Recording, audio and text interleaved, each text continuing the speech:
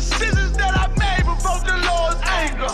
Prayed to him all the time, but I was just a stranger. Go ahead. All I wanted was to be a gangster. I.S.U.P.K until it hit the fan. I want power and a throne, nigga, fuck them grams. All I wanted was to be a gangster, but I was real as a righteous man. And now got the upper hand, gotta promote this brand. Correct whole multitudes until they all understand. If I can't get that crown, Lord, then put me in the hands of someone more mighty, make me this hit man. Reminiscing on the pain that was felt. Shit, I was in the jam. Shit, I needed help. But Swan was locked up and the judge put man on the shelf. Had me crying cause it felt like I was left by myself. All I wanted was to impress niggas with my grinding. Now I ain't trying to prove shit to nobody but Muhammad. Cause most these niggas lie and pump smoke. One time for the most high, he made me a cutthroat.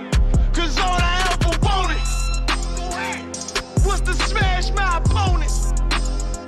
Stacking cash, not knowing it wouldn't last. Then God, I hope you accept my atonement. Cause all I ever wanted was to be a gangster. Little did I know I was a gangster. Decisions that I made provoked the Lord's anger. Prayed to him all the time, but I was just a stranger. All I ever wanted was to be a gangster. Little did I know I was a gangster. Decisions that I made provoked the Lord's anger. Prayed to him all the time, but I was just a stranger. All I wanted was to be a gangster.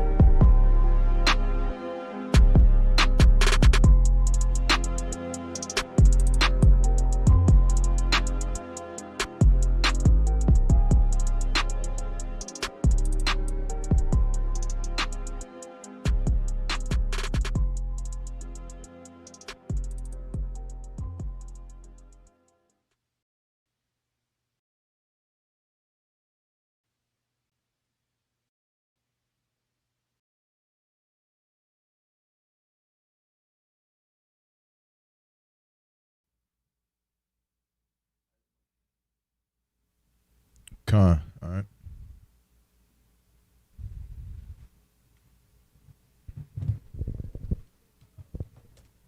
I'm loud, like we good to go? They can hear me? All right, Most High in Christ. All right, give me 1 second.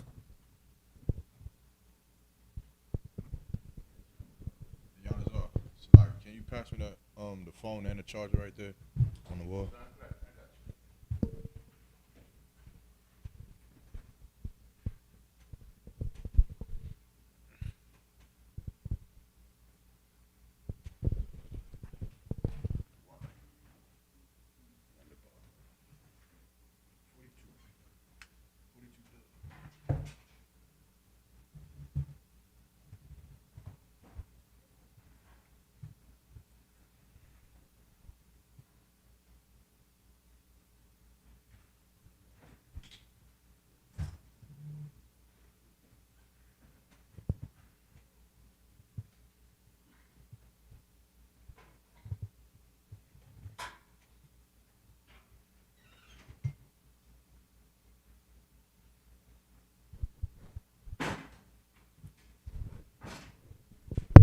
All right, y'all ready? Everybody to up?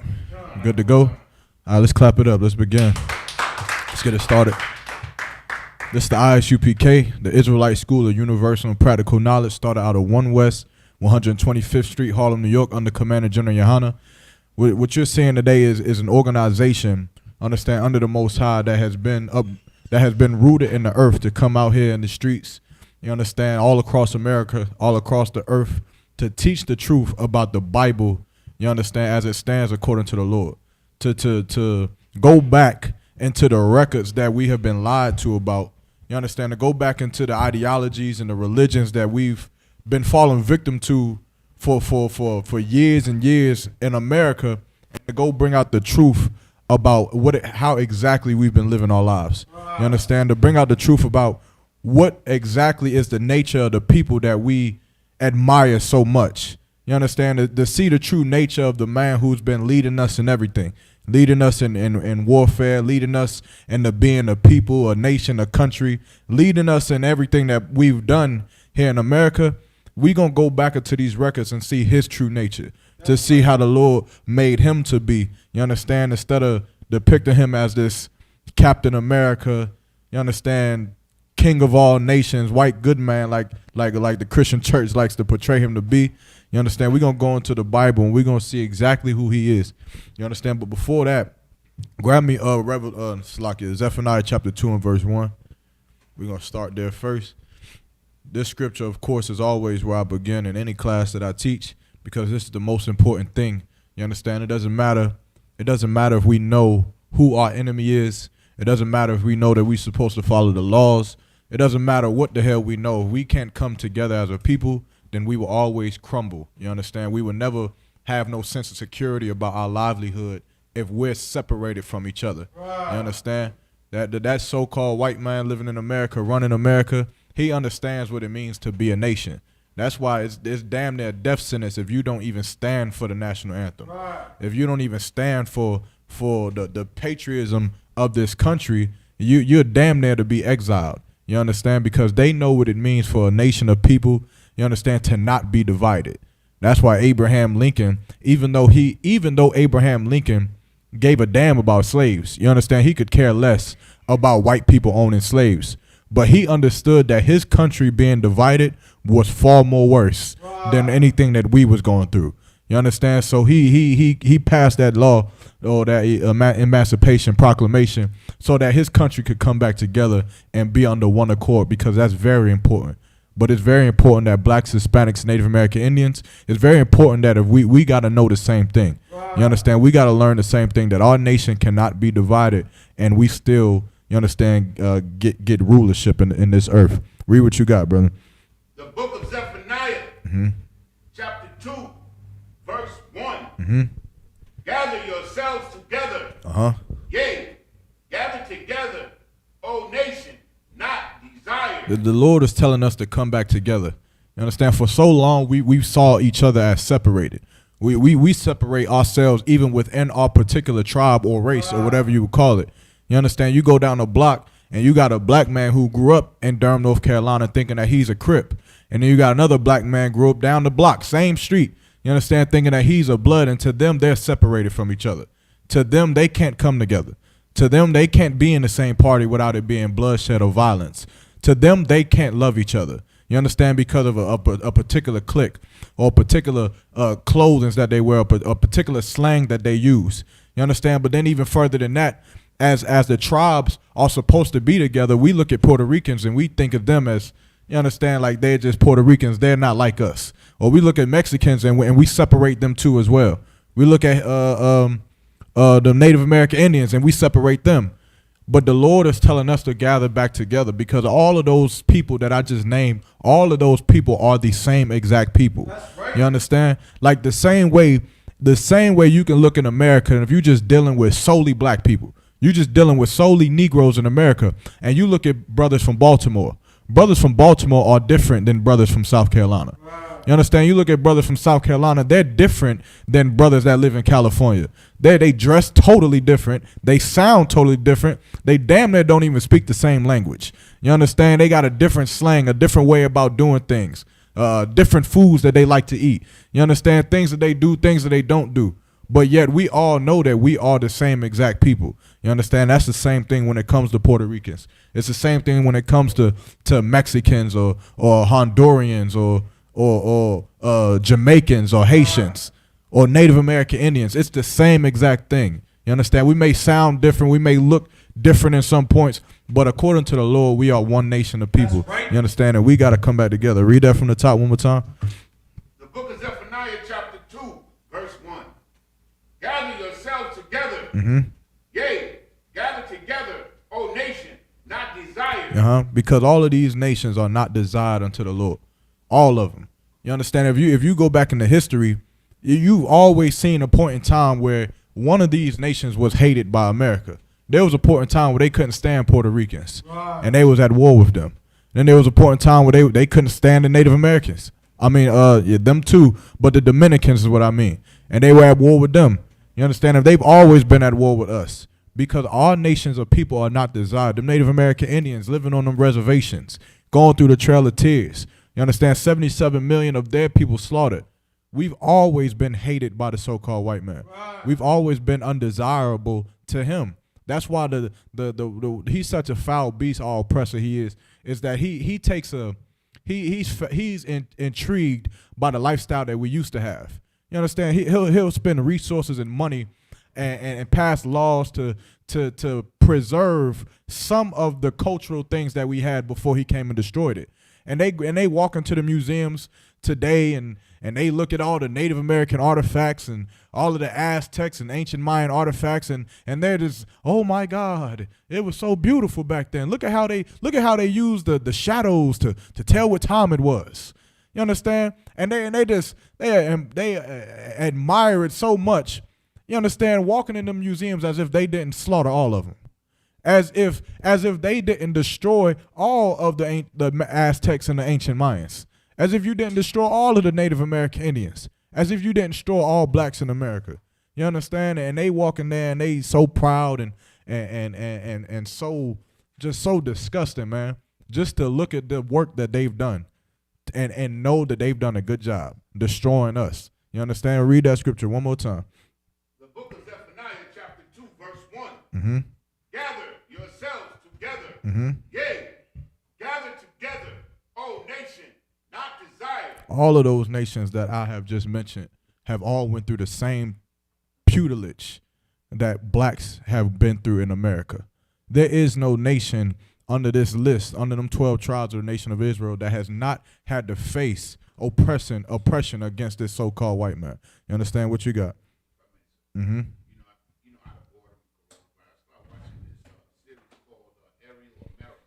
Mm-hmm.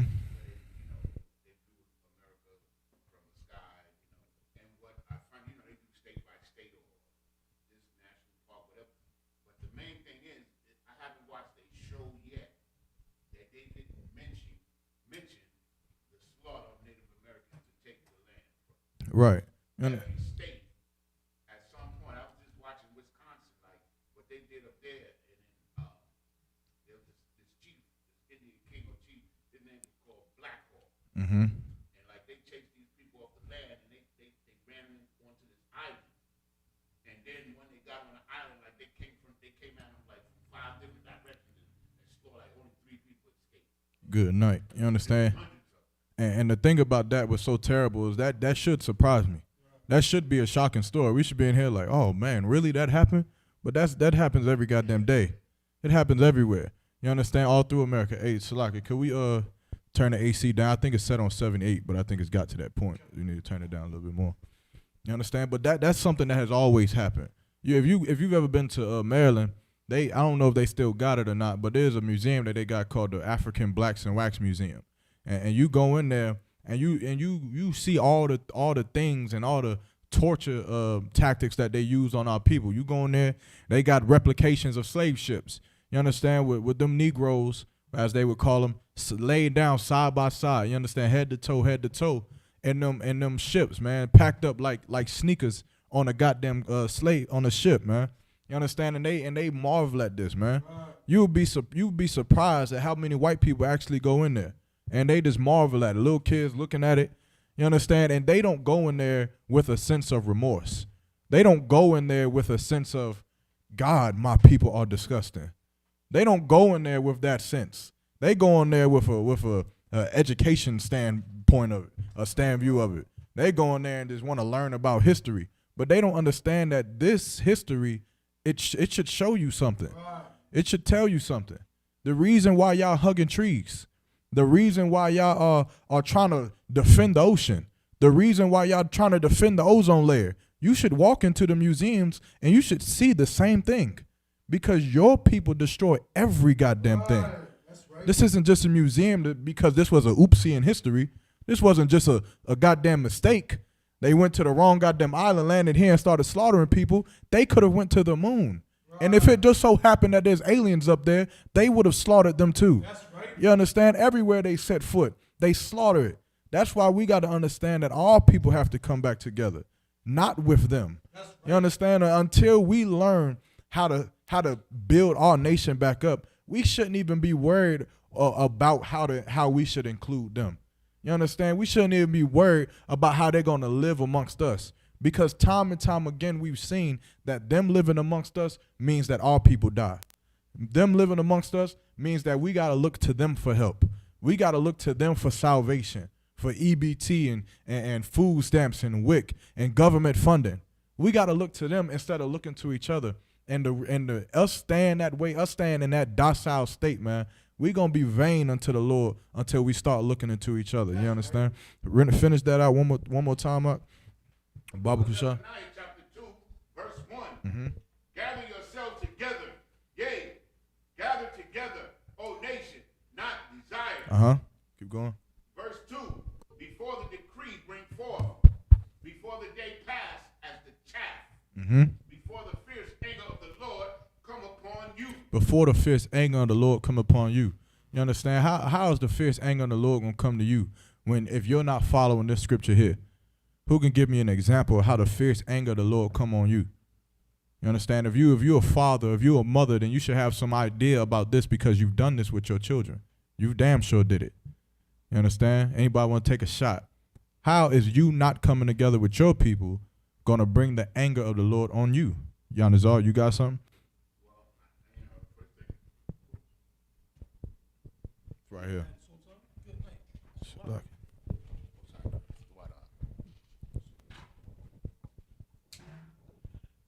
I would say that, the pattern of the Most High is to render judgment or punishment to his children, and that's what the typical father, a righteous father, would do unto his children. He would give them a punishment according to their deeds. And so for what they've done, for what the oppressor have done, they're going to get a severe punishment. They're going to get burnt. And for us, we're going to get burnt right along with them if we don't return. Right. Because and gather together. Right. Because I put it to you like this. When you got children, you tell them what? That there's a certain crowd that they don't need to be around. It's a certain crowd or a certain type of people that they need to do what? They need to separate themselves from them. You shouldn't be allowing yourself to be on the corner with them.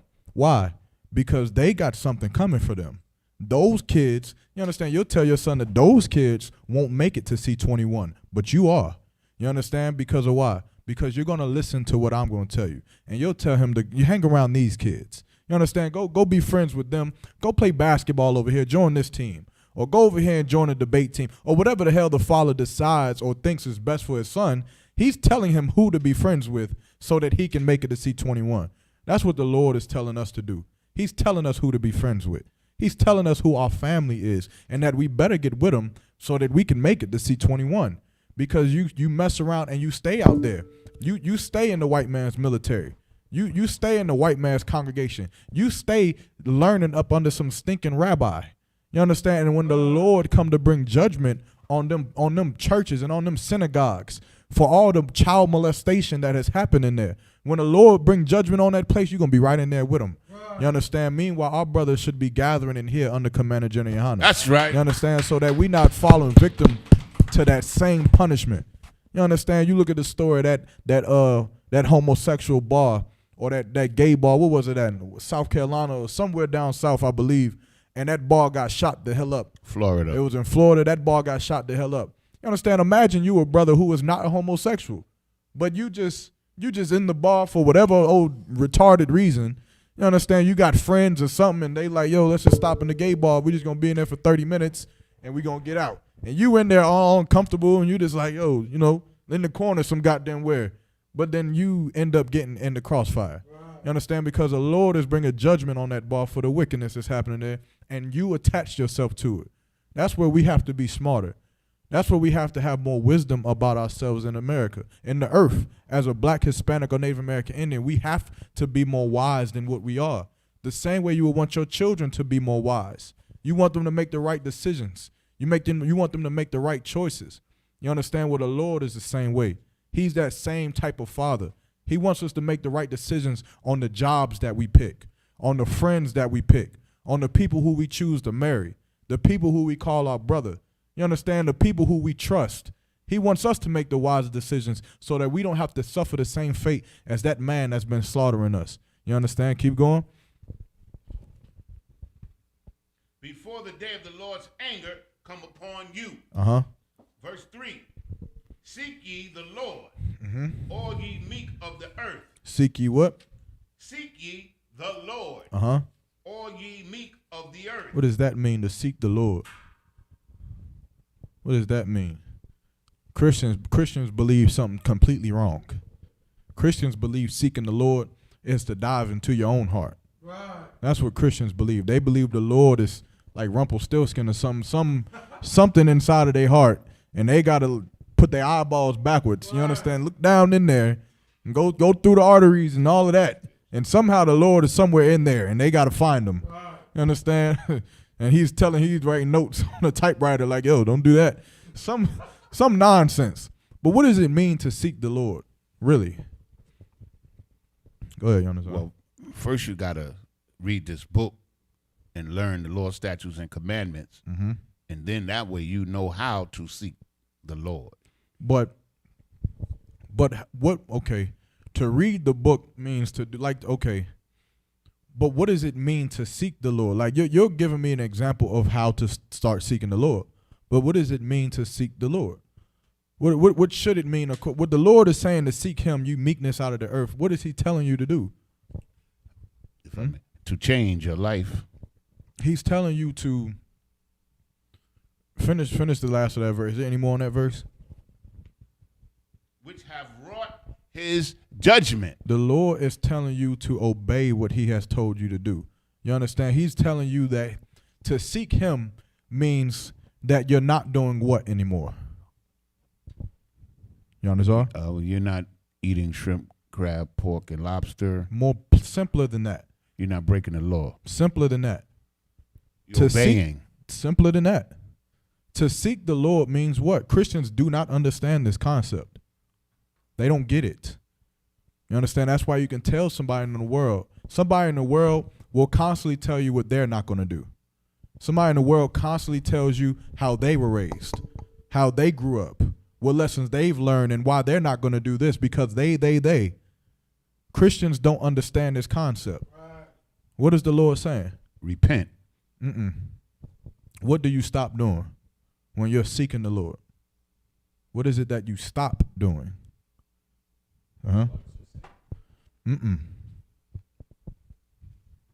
Oh, sis in the back? Give her a hand. You stop doing whatever the hell you was doing. You understand? There's many brothers out here who are good brothers, right? Who's not in the truth. They may eat some shrimp, but they won't rob you. You understand? They may eat some pork, but they won't smoke weed though. And they won't get tattoos, and they won't lie to you. And they won't come up and punch you in the face, or they won't sell you drugs. They'll do a lot of things. But for that brother who is the meek in the earth, if he is truly trying to seek the Lord, then he would forget about all the things that he thought he knew, and he would come into these classes and learn what the Lord actually requires of him. And he would stop giving a damn about how he was raised. He would stop giving a damn about what he thought he knew, because seeking the Lord has nothing to do with your past life. It has nothing to do with it. You understand? The scripture says what? But because thou was neither hot nor cold, he will spew you out. But he'd rather you had just stay cold. Meaning when you're cold, you don't know nothing. The Lord is not dealing with you. You understand? You just living. But when you come into the water, when you come into trying to live your life for the Most High, then now he's dealing with you. But now you got to follow what he's telling you to do. You understand? The scriptures also say they sought out their own righteousness. You understand? That's what Christians do. That's Christianity and to a T. That's why you have so many denominations. That's why even within the denominations, you got so many people who believe so many different things, because they seek their own righteousness. You understand, sis? What you got?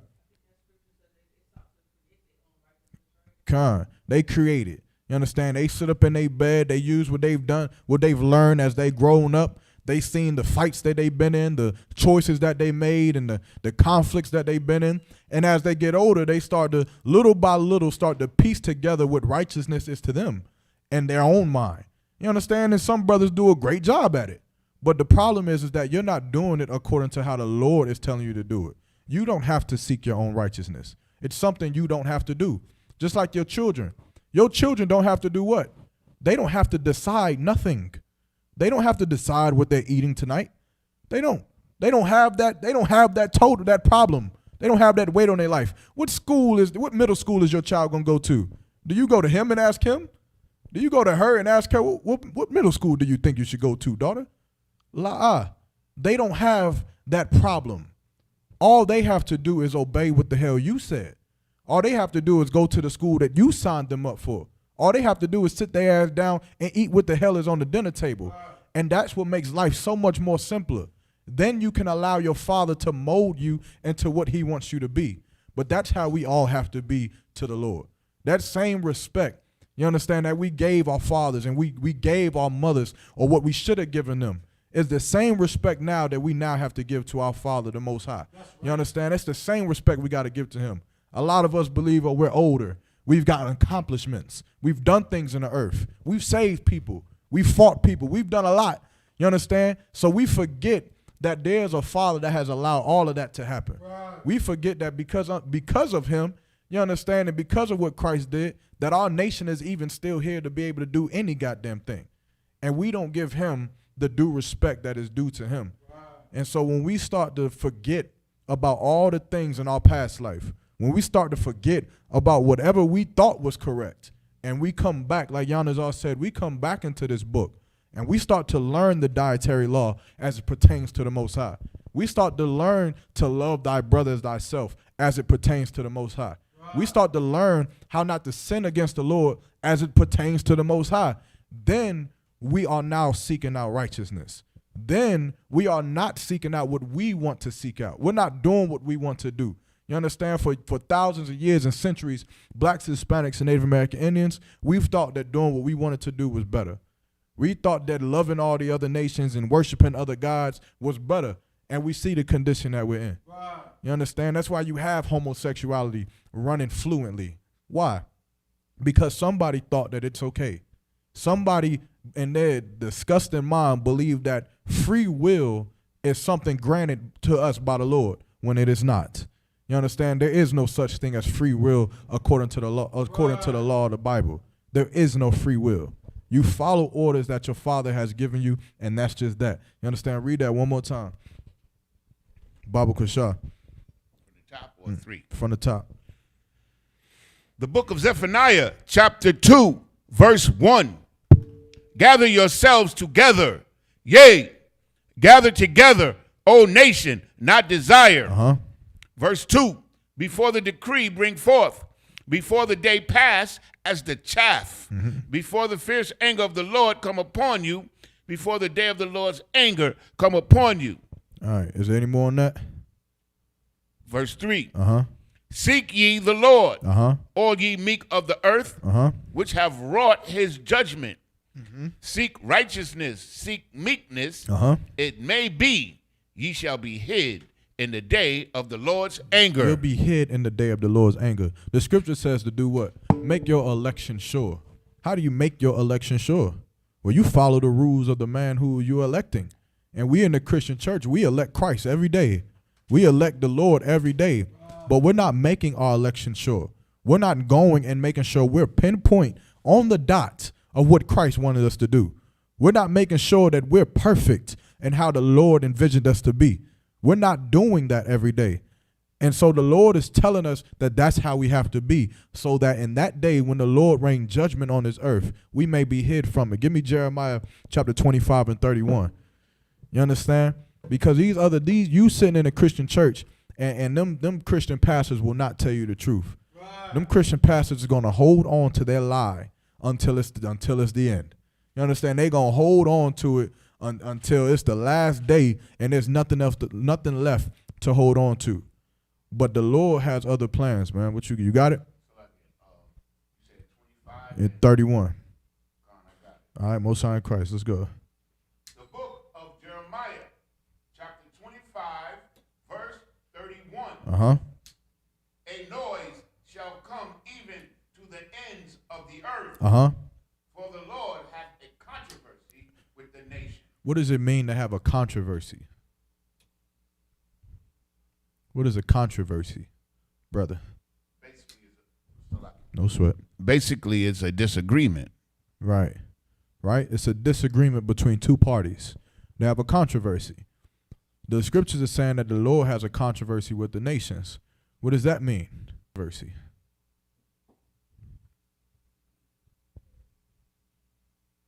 What controversy is going on in the Lord and in the earth right now, sis?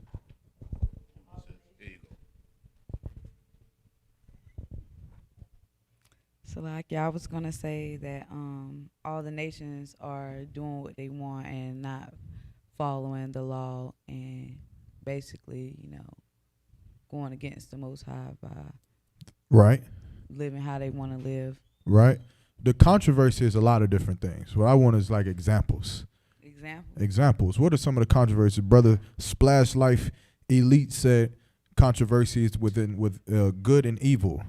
You understand? That could be correct, but you're gonna have to break down to exactly what is evil and what is good. Hold on, let the sis. You got an example? No sweat. All right, come on. You got it. An Go ahead. example would be celebrating Thanksgiving or any other holiday. But what's the controversy, right? The controversy, Mm-hmm. it's a sin. The Lord said He hates the feast days. Right. The Lord hates Thanksgiving, but the nations love it. Right. That is a controversy.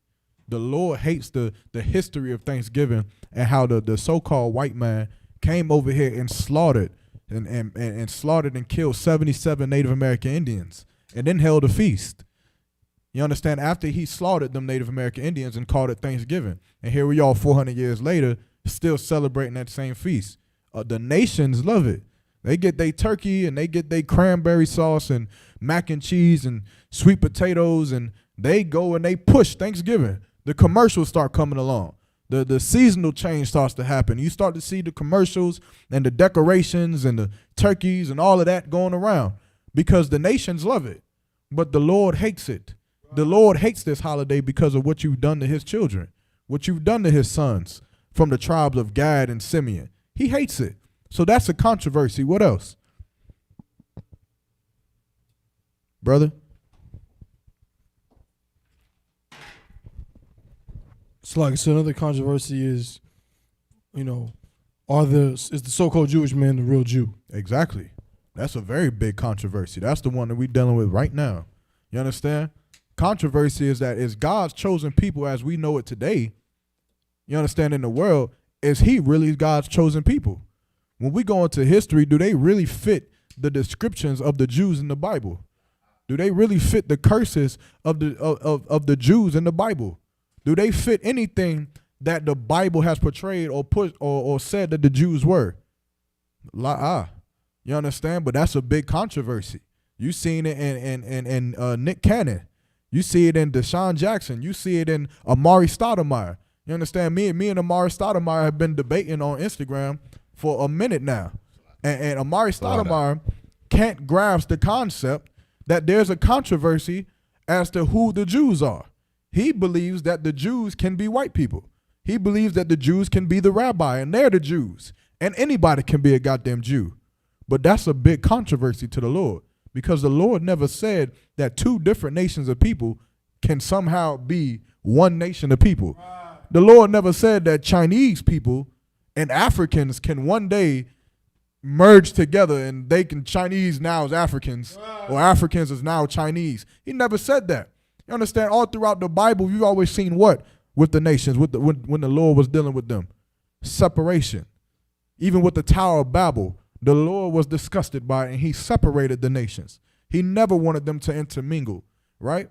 So that's a controversy. What you got, Yanazar? Now, I was, if I may, sir, I was Hold just on. One second, Salaki. And Splash Life Elite, you said no. You're going to have to come with something a little bit better than no. I don't know what that means.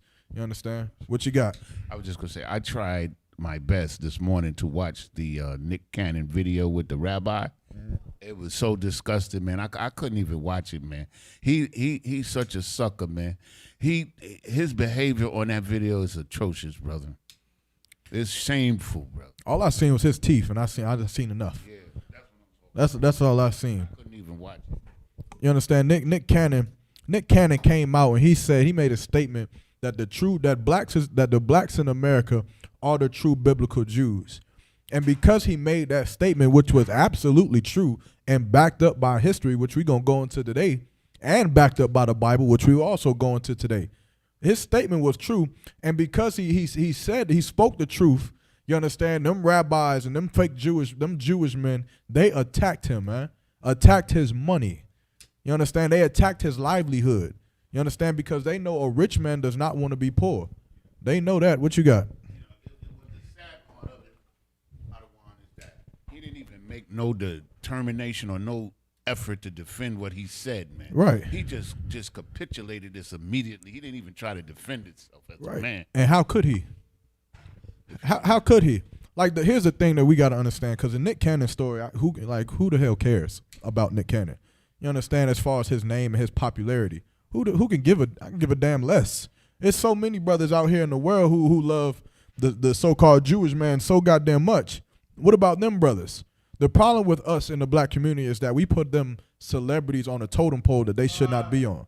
You understand? Nick Cannon is great for Wildin' Out. I love him for Wildin' Out. Now that's a great goddamn show. It's funny. You understand? I love watching it. MTV, yeah. But as far as Nick Cannon being a leader for black people, he is not. Right. As far as Deshaun Jackson being a leader for black people, he is not. None of these celebrities or people that we put on a totem pole are leaders for black people, because what? They have too much to lose that they're ready to give up. They have too much. They got too many cars and too many houses, and they have a lifestyle, and that white woman sleeping up in their bed at night that they're not ready to give up. You understand? By saying that our oppressor is the devil that the Bible speaks of. That's right. By saying that blacks, Hispanics, and Native American Indians are the true biblical Jews, and your people who claim to be the Jews are a liar and a vagabond and a thief in the earth. That's right. You're identity thieves. You understand? And you should pay the maximum fine for that every day. Every day you come out your house and you put on that retarded outfit with the curls to the side, and you understand? And you should pay a fine for stealing someone's identity, man. But these brothers in the world, these celebrities, they have too much to lose to ever say that. You understand? And so who gives a damn if he says it or not? Nick Cannon, he can go smile in the white man's face all day. You understand? We should be looking to the real men, the real priests and prophets of the Lord, and the I.S.U.P.K. Right. That's what we should be looking up to for guidance, to figure out who the hell the true Jews are. You understand? Like I said earlier, I've been having a debate with Amari Stoudemire on Instagram. You understand? And I asked him a very serious question. You understand? Because if all of y'all don't know who Amari Stoudemire is, he went to Mount Zion, right down the street, played basketball, and he went to the NBA, played for the Knicks. He's very well known in the NBA, and so he's now come up into, which he would say, he's finding out about Jews, and he's learning with the rabbi and learning what the hell they're teaching him. So I asked him, and I let him know that I went to a school that used to play against your school. I lived in the city that you lived in. The street that he's on, that his school is on, is where historically Black Wall Street was at. You understand? So you should know exactly what I'm saying by when I say this. Durham is in poverty, and it's because of the people you learning up under. Durham is being destroyed, and it's been done by the people you love. Right. You understand? Right. And so I asked him, I said, so do you love the rabbis? And he said, yes, I love them. And I said, well, do you love the black people that the rabbis have destroyed? He said, well, I don't know about them destroying them, but I love black people. Well, then I said, then this. Well, you've learned everything you've learned from them. Why not give your people a chance to teach you? Right. Why not go sit in a class where black people teach you something, whether you agree with it or not? Why not do that? And of course, he ran his mouth and never answered the question. Right. Who can tell me? Who knows why he never answered the question? Because he's a fucking liar. That's right. And he does not love his people. Right. And he'll never give his people a chance to come. He'll never go back to the city that he played high school basketball in and sit in a goddamn 2-hour class, because he has too much to lose. And he knows that for standing with his people, means he'll fall. You understand? He'll be taken off the pedestal that the people he loves has put him on. He'll lose his cause. He'll lose the basketball tournaments. He'll lose his spot in playing over there in Israel. He'll lose it. And he's not willing to lose what we have lost in this room. He's not willing to sacrifice what we sacrifice every day. You understand? To be in this room, to sit in these seats, to put on all black. You understand? To do the work of the Lord. He's not willing to lose it. You understand? So for that, we should never look to him for guidance. We should never look to him as being anything. You understand? He's of his father, the devil, and the work of the devil he gonna do. That's right. And you understand? What you had, Yanazar? Nah, you covered it. All right, no sweat. You understand? Go back to read me Jeremiah 25 and 31 one more time, bro. Shot.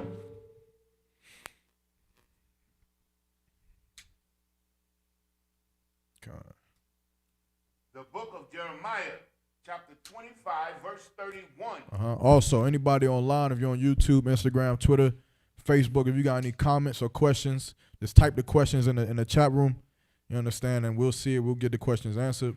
Just be specific about your questions. And if you got a question about a scripture that you're pulling, be sure to pull that scripture. You understand? All right, read what you got. A noise shall come even to the ends of the earth. For the Lord hath a controversy with the nations. He will plead with all flesh. He will plead with all flesh. Keep going. He will give them that are wicked to the sword. He going to give them that are wicked to the sword, meaning that judgment that's coming down, they will die. You understand? And who is the wicked on the earth? Who is the wicked?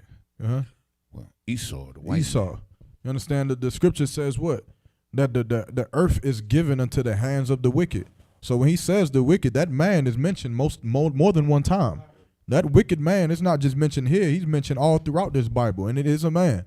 And his race of people are the wicked on the earth because of their philosophies, because of their ideologies, because of their carnality, because of the crimes that they committed, their decision making.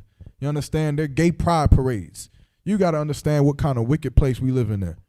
You understand? And they know it. Here's a problem. We don't. We love the white man so damn much. He tells you day in and day out that you are nothing and he's everything. Every movie. Can you imagine living up under a nation? Can you imagine? I had a trailer park neighborhood, and I was the king of the trailer park neighborhood. And I had all of you in the trailer park neighborhood, but I was the king. But you guys had no idea I was oppressing you.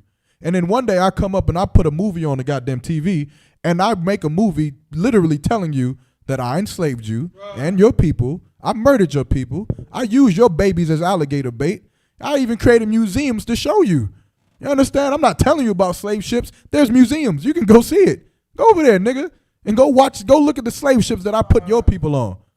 And then you just still live there and still have no goddamn clue that I'm still oppressing you. Still have no clue that my people hates your people. You understand how wicked of a place you got to live in for that to be able to happen. Wow. And there is no retaliation. That's right. There is no sense of my people should separate from your people. You understand? We've been broken down in America till we become dumb dogs. We've been so tormented and tortured in America that everything we do is in vain, man. Everything that we live for is in vain. Every activist and every black movement and organization we've done has died in vain because we never understood one simple concept, that by allowing your people into our movement will always destroy our movement from within. Right. You understand? It'll never work. Even Malcolm X back in 1969, he did a live interview where he stated that Elijah Muhammad was working. The Honorable Elijah Muhammad was working with the Nazis and the Ku Klux Klan. You understand? And that's what we've always done. And every black movement that you see may have started with the intentions of loving black people and fixing black people. But the white man knows how to play his game because he is the wicked on the earth. And he'll swindle his way in there like the snake, like that snake in the garden. And he'll destroy everything that you're going for with money, with greed, with lust, with houses, with private jets and airplanes and vacation. You understand? We live in a place, we live in America where you got Las Vegas. What is the name for Las Vegas? Sin City. They're pushing it in your face. They're not hiding it. Okay. They're telling you prostitution is legal in Sin City. What you got?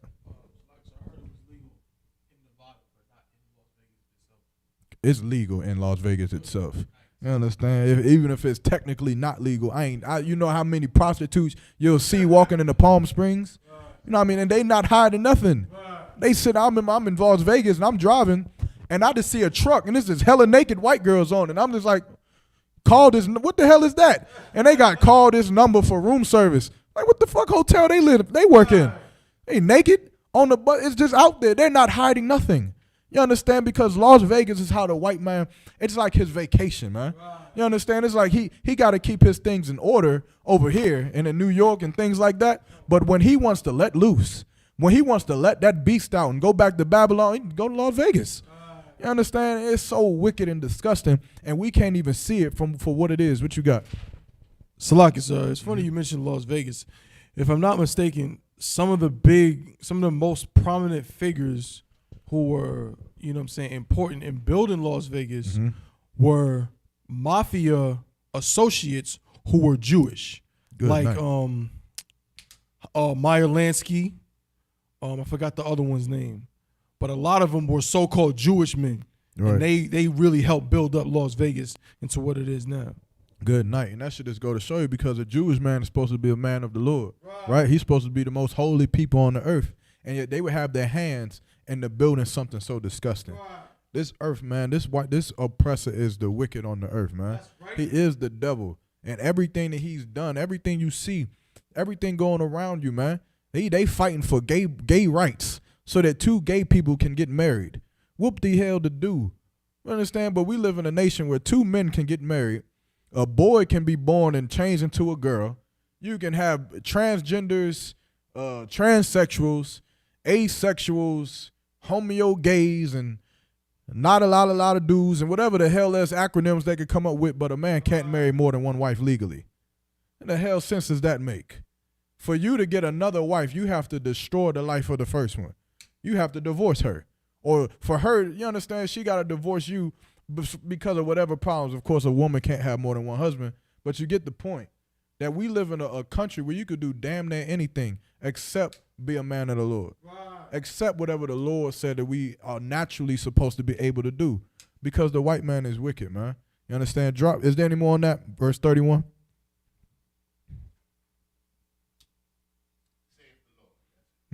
Damn right. Read it one more time from the top.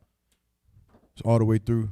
The book of Jeremiah, chapter 25, verse 31.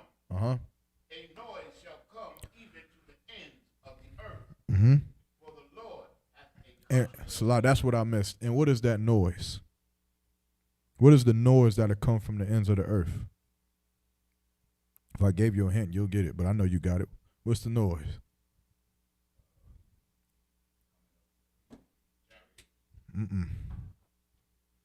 Read that next part from the noise. For the Lord hath a controversy with the nation. So he has a problem. A noise is going to come because there's a problem. Right? Keep going. He will plead with all flesh. He will do what? Plead. All flesh. He's pleading with all flesh. I'll give you a hint. This is happening right now. This prophecy, this is happening as we speak. What you got? Coronavirus is silent. This is the noise. You hear it. Remember, he's pleading. He's trying to solve the controversy. What you got, sis? The truth in the I.S.U.P.K. You understand? That is the noise that is going to come from the ends of the earth. They in UK. They in Brazil. They in Hawaii and Canada and Haiti. They in every city in America. And it's a noise. And they're pleading with our people, letting them know, trying to tell Nick Cannon. You understand? I'm pleading with Amari Stoudemire, telling him, you understand? Just come and learn from your people. Learn from a black man instead of learning from that white rabbi. Right. Just sit in the goddamn class. You understand? Just ask a goddamn question on Cross the Line Radio. Just call in, man. Take 2 hours out of your goddamn day. You've been spending your whole life loving white people. Why don't you spend 2 hours loving your own? You understand? We pleading with them, telling them that a man can have more than one wife. and that the systematic oppression that the white man is on us is because he's the devil that the Bible speaks of. We're pleading with him within this truth, telling our people not to celebrate holidays like Christmas and Halloween, and that it's a sin against the Lord, not to eat shrimp, crab, pork, and lobster. That is the Lord using us to plead with these nations, but they're not hearing it. You understand? Keep going. He will give them that are wicked Mm-hmm. to the sword, Mm-hmm. and saith the Lord. Right. Drop that. You go ahead. Thus saith the Lord of hosts. Mm-hmm. Behold, evil shall go forth from nation to nation, and a great whirlwind shall be raised up Mm-hmm. on the coast of the earth. You're damn right. Meaning them plagues is going to start to come. You understand? That coronavirus is going to come from across the oceans, and it's going to break America's economy. It's going to break them so much that now they're fighting against each other. They're fighting against each other to open it back up. You understand? And that's what the Lord is going. You start to seeing that right now. We're living in those times. Drop that. Give me Revelations chapter 2 and I think verse 9, if I'm not mistaken, Baba Kashar. We gonna teach Nick Cannon something. You understand? We're going to show him something very simple. You don't even have to be a goddamn Bible scholar to understand that our oppressor is the devil that the Bible speaks of, man. Our slave master in America is the devil that the Bible speaks of. That rabbi that you're learning from is the devil that the Bible speaks of. You understand? Go with that. The book of Revelation, Mm-hmm. chapter 2, verse 9. Mm-hmm. I know thy works and tribulation. I know thy works and the tribulations. I know what you've been through. You understand? I know the challenges that you've had. Keep going. And poverty. And the poverty that you live in. The oppression you're under. The Lord is saying, I know thy works and thy tribulation and thy poverty. Keep going. But thou art rich. But thou art rich. You understand? Because there's something special about you, even though you're poor, even though you're last hired, first fired, even though you don't own anything, even though to the rest of the world you're nothing but a nigger or a coon or a spick or a wetback or a savage or a red face, even though you're nothing but a byword to these other nations, you are rich. You understand? It's not talking about money. Keep going. And I know the blasphemy. I know the what? Blasphemy. The what? Blasphemy. The blasphemy. Who knows what a blasphemy is? What is a blasphemy? You know, guy might need to look it up. What you got? It's a great lie. You understand? It's a terrible lie. You understand? It's not like you saying you gonna go to work, but you ain't really go to work. You laying down. The definition of blasphemy is the act or offense of speaking sacrilegiously about God or sacred things. Profane talk, man. Meaning you lying on the Lord. You saying that the Lord said something and he didn't do it.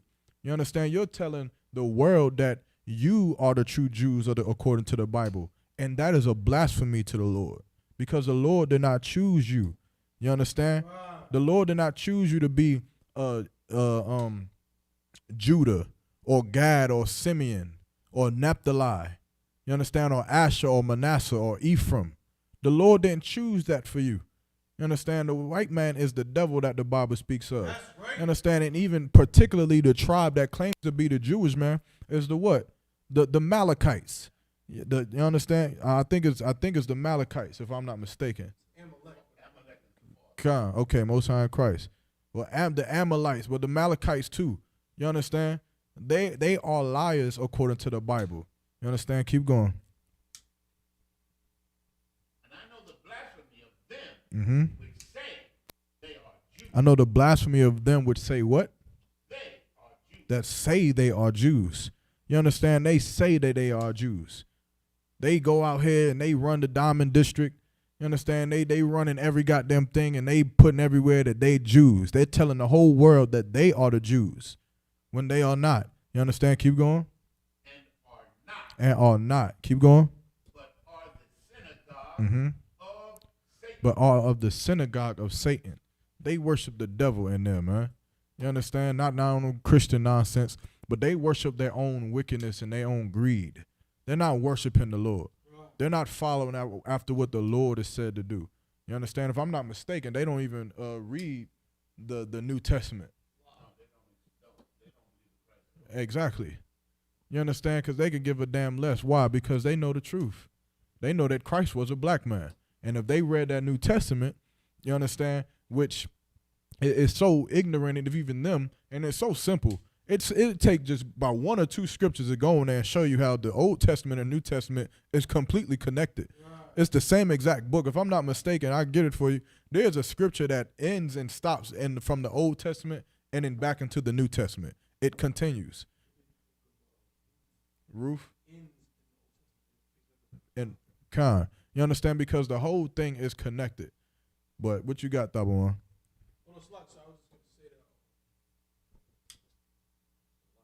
Mm-hmm. All right, no sweat. Read that one more time from the top. The book of Revelation, chapter 2, verse 9. I know thy works and tribulation and poverty, but thou art rich. And I know the blasphemy of them which say they are Jews and are not. You understand? Are the synagogue of Satan. They the synagogue of Satan. That's who they are. You understand? Somebody showed Nick Cannon this, man. Somebody showed Deshaun Jackson this.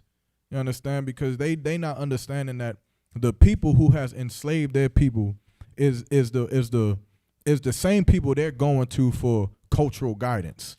Can you imagine how dumb you got to be? Right. How ignorant you have to be that this people have destroyed your people, and here you go to figure out the truth.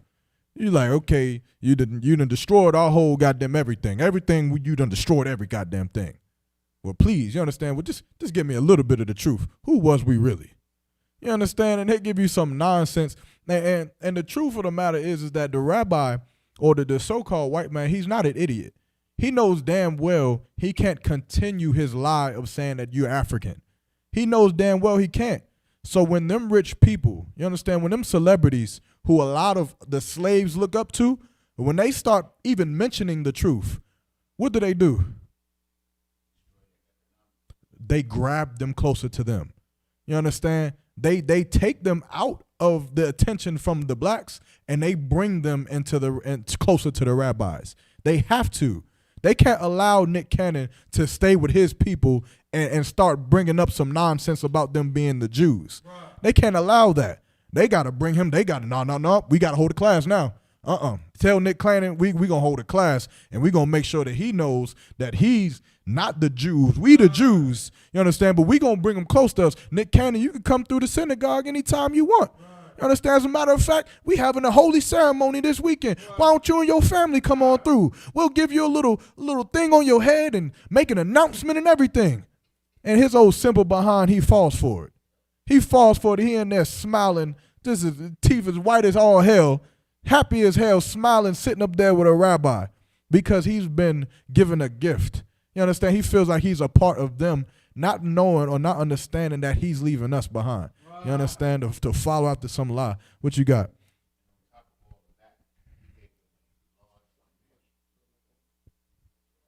Mm-hmm.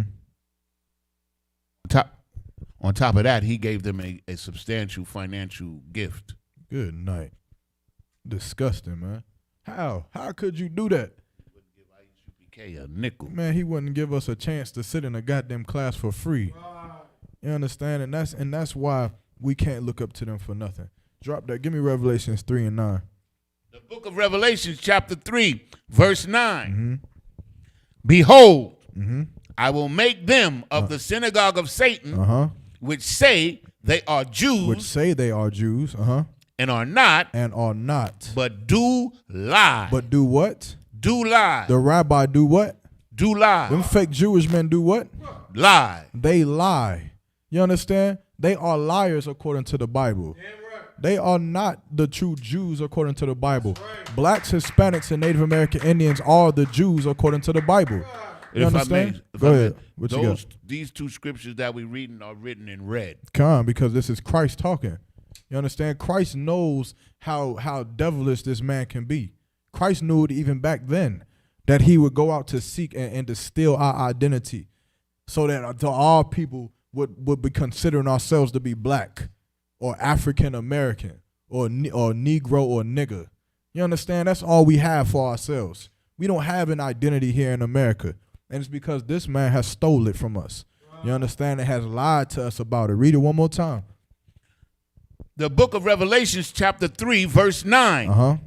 Behold, I will make them of the synagogue of Satan, which say they are Jews and are not, but do lie. Behold, I will make them to come and to worship before thy feet, and to know that I have loved thee. Because of what? To know that I have did what? Loved thee. And who was talking here? Christ himself. This is Christ. He said he's going to behold, he's going to make them come to worship at his feet. You understand? So they'll know that he loved thee. And who is Christ after? Who is Christ after? The Israelites. Who is he after? He is of his Father. Oh, you understand? The Most High. Salakia. He's after him. So if Christ is saying this, then who's saying it? Most High. The Most High is saying it. And he'll come and make thee to come and worship at his feet. You understand it? So that they'll know that the Lord has only loved blacks, Hispanics, and Native American Indians, man. So that it won't be no more controversy in the earth. No more blasphemies fluctuated throughout the earth. That somehow this pale-faced so-called Jewish man went through the same crime, pain and tutelage that all people have suffered through. You understand? You know how many jokes they make about white people being in slavery? Yeah, what was the Somali? What's the light-skinned brother who did the documentary or the show about us? The comedian dude, Jamali or something like that. Y'all seen it on Love Thy Neighbor or something like that. He did a documentary of Vice Con. He did a documentary or show episode of the I.S.U.P.K. I think it was called Hate Thy Neighbor, right? But at the end of the documentary, he basically making a joke saying that basically white people be terrible slaves. He was like, you give them one crack at the back and they going to be calling for their lawyer. You understand? You're going to be trying to throw bread at them and they're going to be like, I hope it's gluten-free. You understand? No GMOs. But it's funny, but that's real. Because how in the hell can this people have went through the heat of Egypt and the tutelage and the pain of Egypt? How could they have done it when they're not as strong as us? They're not as strong as us to this day. Right. You understand? There's no way in hell you're going to tell us that they went through what we went through. They have not, man. They are lying. You understand? Drop that. Give me Hosea 1 and 10.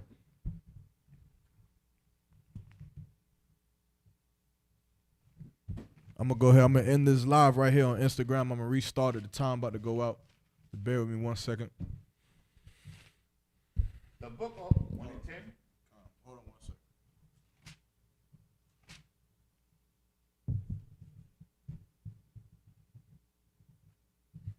We got anything on YouTube? Any questions?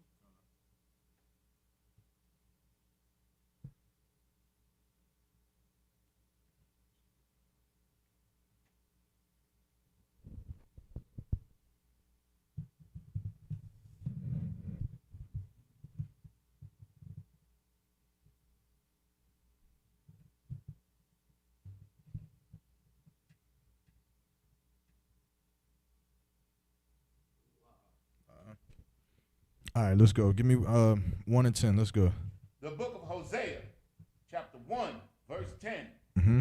Yet the number of the children of Israel shall be as the sand of the sea, which cannot be measured nor numbered. Man, there'll be many of us. Keep going. And it shall come to pass that in the place where it was said unto them. So in the place where this was told to us, keep going. Ye are not my people. Where in this place, you understand, in America, we're told that we are not God's chosen people. You understand? Nick Cannon got ridiculed for saying that we were, and he damn near lost his job and was told that that was a lie, that blacks, Hispanics, and Native American Indians are not God's chosen people. But who is? But the rabbi, that so-called white man, he's God's chosen people. You understand? But this is saying in that place where that lie was told to us, keep going. There it shall be said unto them. There it shall be said unto them. Keep going. Ye are the sons of the living God. Ye, blacks, Hispanics, and Native American Indians are God's chosen people. That's right. From that noise coming from the ends of the earth. When you walking past on 125th Street or whatever block I.S.U.P.K is having camp on, and you hear that blacks, Hispanics, and Native American Indians are the God's chosen people. You understand? There in that place is where that's gonna happen, man. You understand? No longer are we gonna allow these lies to run and control our lives. No longer is that gonna happen. We gonna know the truth about the Bible and the truth about who that so-called Jewish man is. And the truth about who we are according to the Bible. Keep going. Verse 11.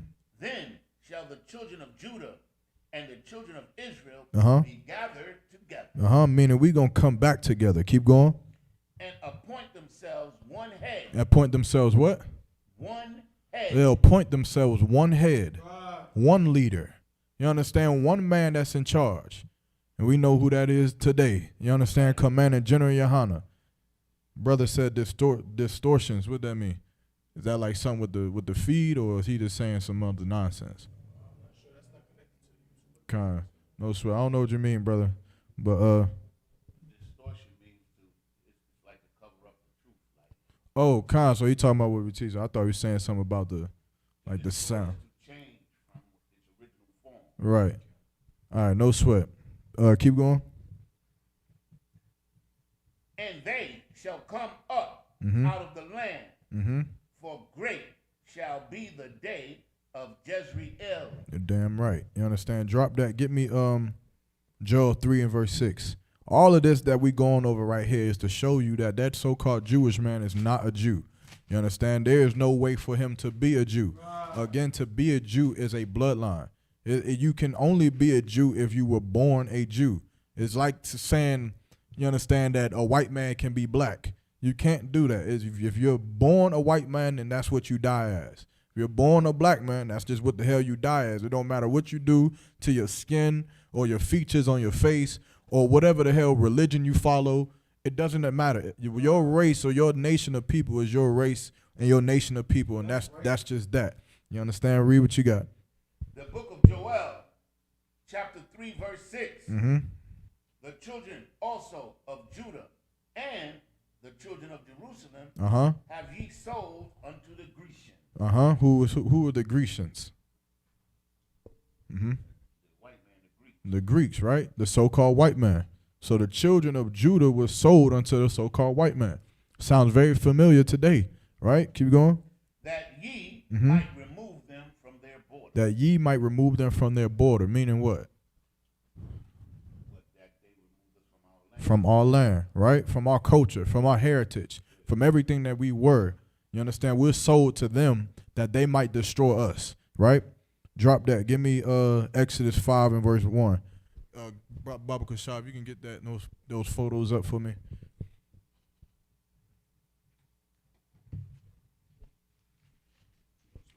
It's only 2?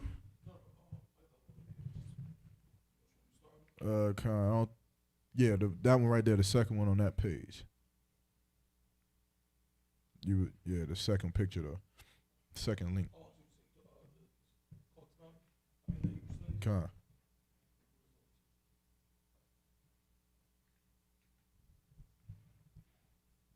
All right, let me see. Those are more, drop down a little bit. You can just, like those pictures that the mouse is on now, you can just start there, right? But go ahead, read what you got. What I wanted, Exodus 5. 5 and 1. Come on, let me get there with you. Now, remember, the so-called Jewish man, the rabbi today, he reads the what? Out of the Bible. He reads the Old Testament. He does not believe in the New Testament. What you got? And even that, he don't even really read the Old Testament. He really reads the Kabbalah and the Talmud. Right. He got his own made-up books. Right. But he believes in Exodus, right? He believes in Exodus. He believes in Moses. They teach that their people were enslaved under Pharaoh, correct? That they went through this, right? Read what you got. The book of Exodus, chapter 5, verse 1. And afterwards, Moses and Aaron went in and told Pharaoh, thus saith the Lord, power of Israel.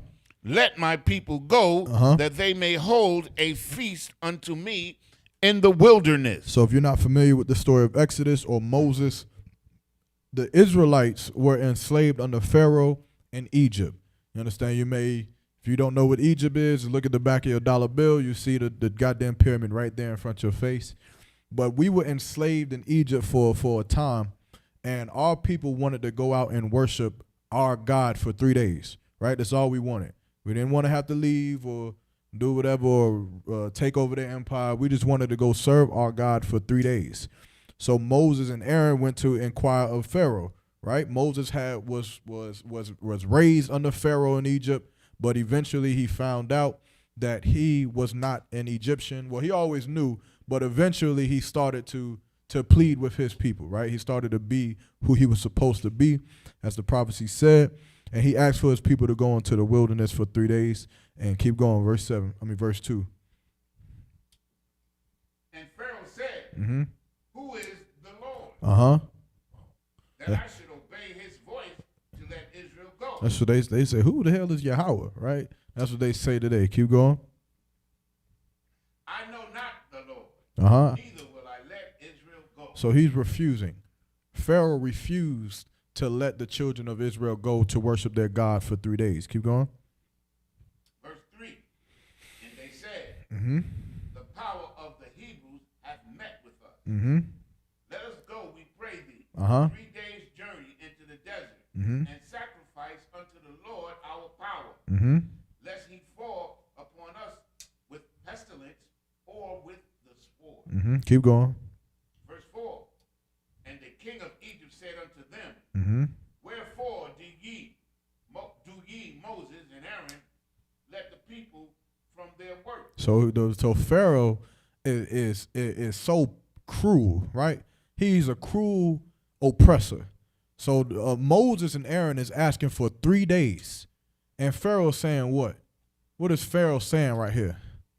He's saying, if I give you 3 days, you ain't gonna produce nothing for 3 days. Right. He's saying, what the hell you mean 3 days? Hey, how you gonna do your work? How you gonna be out in the wilderness serving your God, but still getting my stuff built? How that works? You got some gifts or something like that? How you gonna do that? That's what Pharaoh's basically saying to them. You understand? Keep going.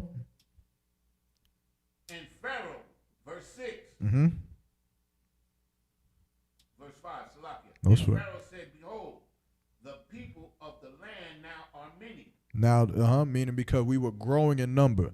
Israel started growing fluctuously, right? We were just having babies after babies after babies. That's what we was doing. So we were many in Egypt now. Keep going. And ye make them rest from their burdens. And ye make them rest from them burdens. Keep going. Verse 6. And Pharaoh commanded the same day Mm-hmm. the taskmasters, Salakia, of the people in their offices, saying, verse 7, ye shall no more give the people straw to make brick. Ye shall no more give. So what Pharaoh is getting ready to do is increase the load because they asked for 3 days off. That's what Pharaoh is. And click on, if you look at these pictures right here, you will see that the bricks that they were creating back in Egypt, they were made out of straw, right? They had to take straw, mold it together, compound it together, and then they created bricks out of that straw. But before, what you got, Yanazar? Right. Right. Straw was like the agent that kept it together. Yeah. Correct. But they used it to make the bricks. But Pharaoh is now saying, you understand, that he's not going to provide them with that straw. What we got?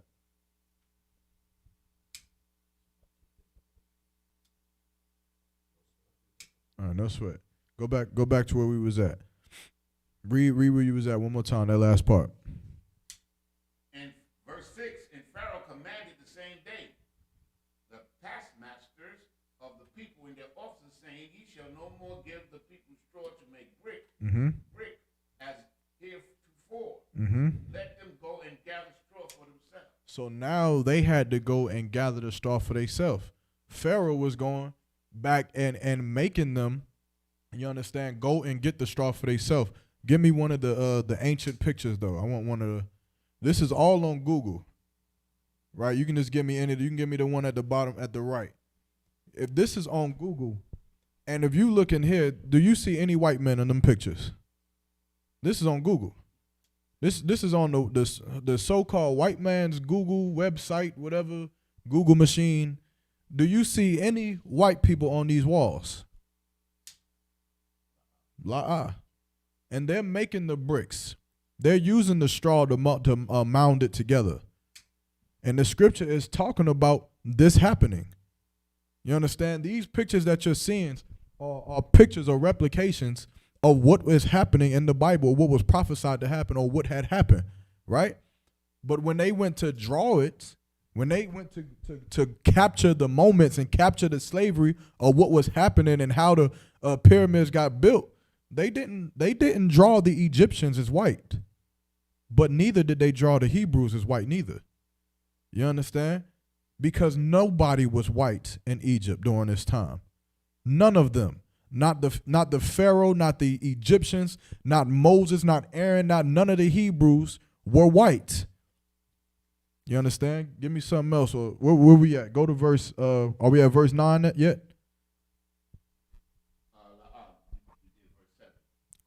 No, go to verse 8. Or finish verse 7, go to 8. Verse 8. Mm-hmm. And the tally Mm-hmm. of bricks, Mm-hmm. which they did make heretofore, Mm-hmm. ye shall lay upon them. Uh-huh. Ye shall not diminish aught thereof, for No sweat. they be idle. For they be idle, meaning put more work on them. You understand? Increase the burdens of their labor. You understand? Because if you allow it to be the same that it was, as hard as it was already, then they'll have some time to be idle. And Pharaoh didn't want that. Keep going. Therefore they cry, saying, Mhm. let us go and sacrifice to our power. Meaning what is Pharaoh trying to say? Well, what is he actually saying? What you got? But he's saying if they got time to do all of this, they can do some more work. Right. You understand? They got time to be crying about going to the sacrifice for their God. Then that means they got some off time. Because it ain't no way they should have not enough work that they be talking about their God. You understand? Keep going. Verse 9. Verse 9. Mm-hmm. Let their more work be laid upon the men, Let their more work be laid upon them. Keep going. that they may not labor therein, Uh-huh. and let them not regard vain words. They're saying what Nick Cannon said is vain words. Give them more work. You understand? Go put more oppression on them. Put more and more and more on them so they can forget about that whole black people being Hebrew Israelite nonsense. So they can forget about that whole oppressor being the devil nonsense, that following the law nonsense, so they can forget about it. You understand? Put more oppression on them. And that's what Pharaoh did to us back in Egypt. He put more work on us so that we wouldn't even have enough time or energy to be even thinking about serving our God. You understand? Drop that. Give me Genesis 42 and verse 8. I think it was something else I wanted. I think that. Go to the Hebrew slaves. Or is it the same thing?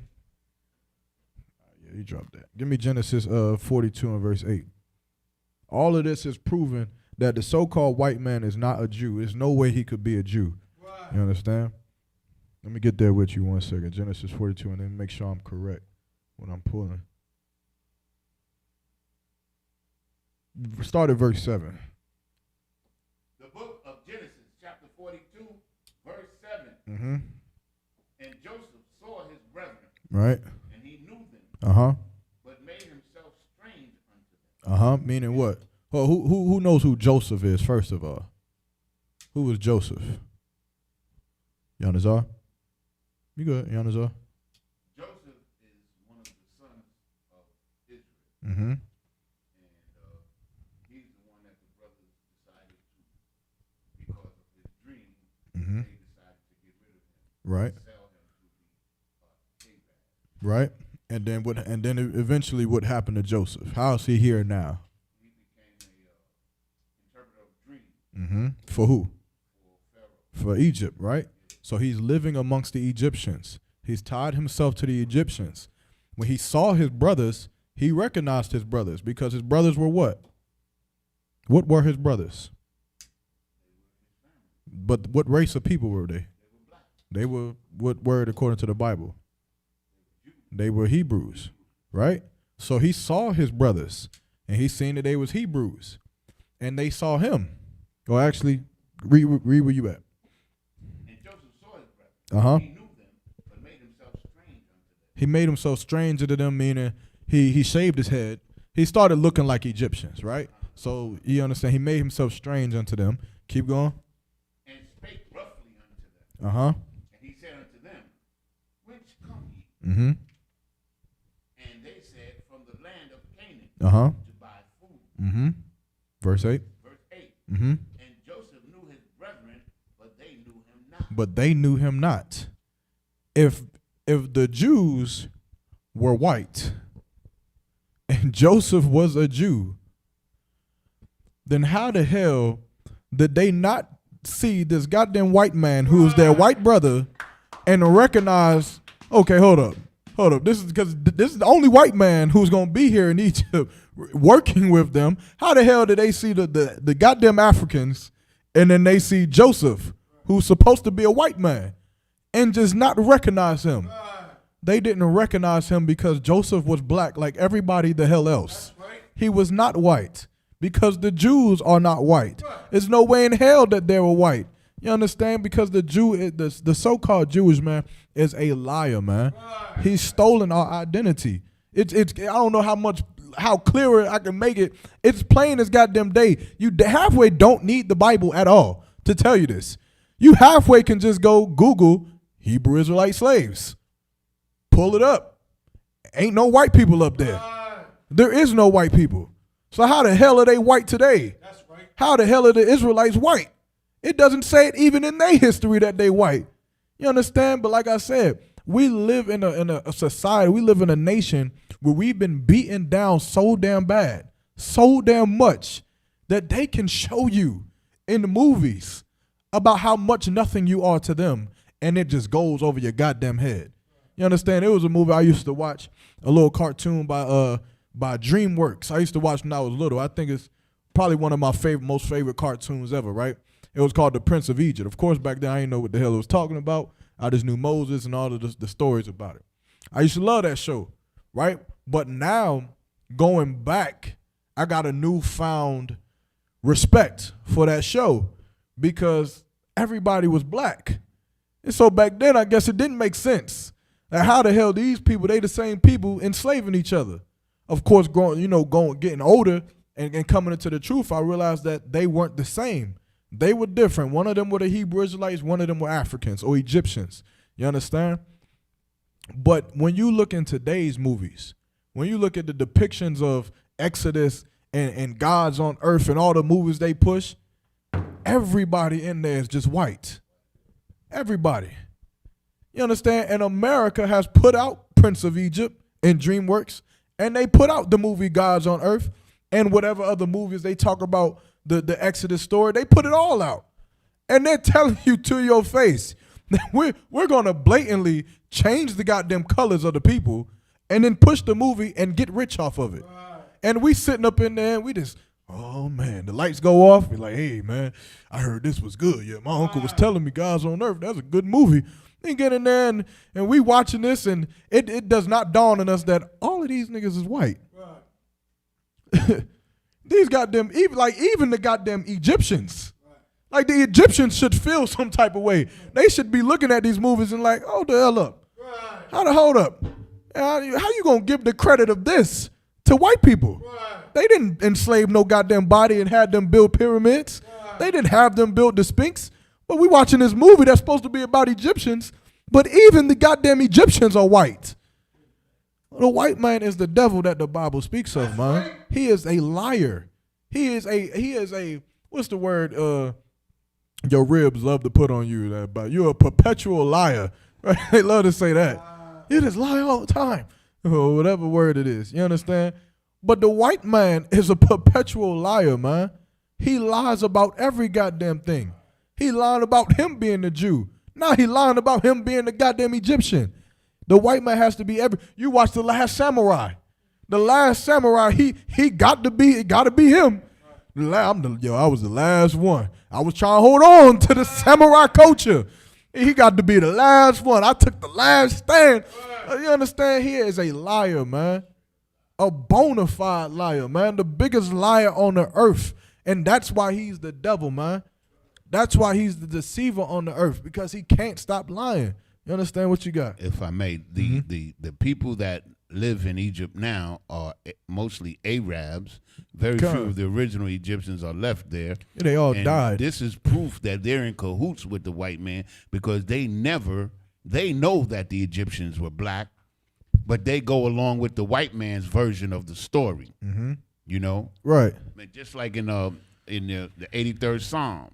They part of the whole scheme of things, you know? Right. Arab. You understand? Because they have to. They working. The scripture says that they have consulted together against thee. You understand? To cut off the nation of Israel so that our name will be no longer in remembrance. That's what they do. You understand? But the white man is a devil. You understand? Lying to our people got us believing that he is the so-called Jew, that he is God's chosen people on the face of the earth, when he is not, man.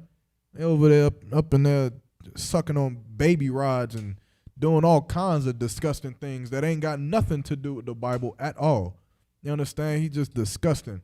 Child molester, child molesting, lying vagabond in the earth, man. That's all he is. Give me Exodus 2:19. Give you a little bit more. 2:19.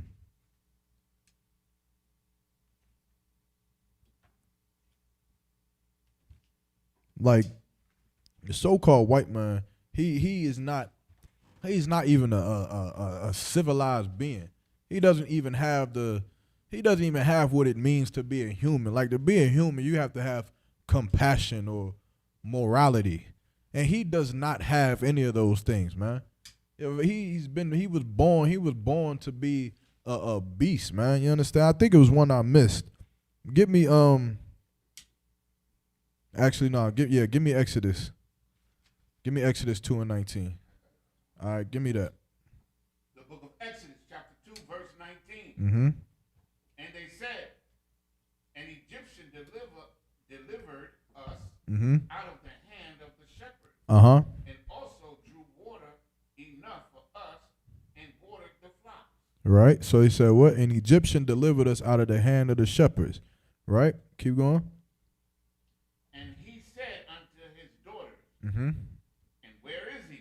Meaning the daughters was telling their father that an Egyptian man came and helped us, and they gathered water for us. They're telling their father this, and the father's asking for what a man is. Keep going. Why is it that ye have left the man? Uh-huh. Call him that he may eat bread. Meaning go get him back so that he can eat with us, so we can repay him for what he did for my daughters. Right? Keep going. And Moses was content. And who? And who? And Moses. This man was Moses who did this. It begs the question, if them Egyptians were black or dark-skinned, why the hell did these daughters think that he was an Egyptian if Moses was white? How? How is it possible? So they seen Tom Brady come and save them from the shepherd and draw water for them, and Tom Brady comes back and gives them the water and says, thank you, ma'am, right, miss. And the father is coming back and they're saying, yeah, it was some dark-skinned Egyptian. What? Somebody make it make sense to me on how the hell Moses was white, but they thought he was an Egyptian, who are clearly black. You don't need the Bible to find that out. You don't need nothing. You can just go on Google. What you got? Go ahead, bring it out. What you got? Oh, finish where you at.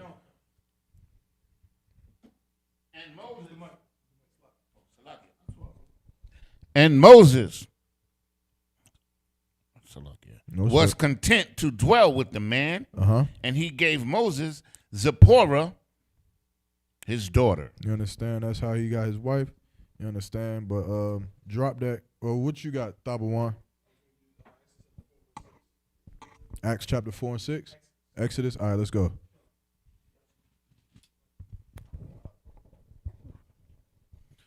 The book of Exodus. So like I'm gonna start at verse 4. If that's too wild, sir. That's what. The book of Exodus, chapter 4 and verse 4. And the Lord said unto Moses, put forth thine hand and take it by the tail. And he put forth his hand and caught it, and it became a rod in his hand.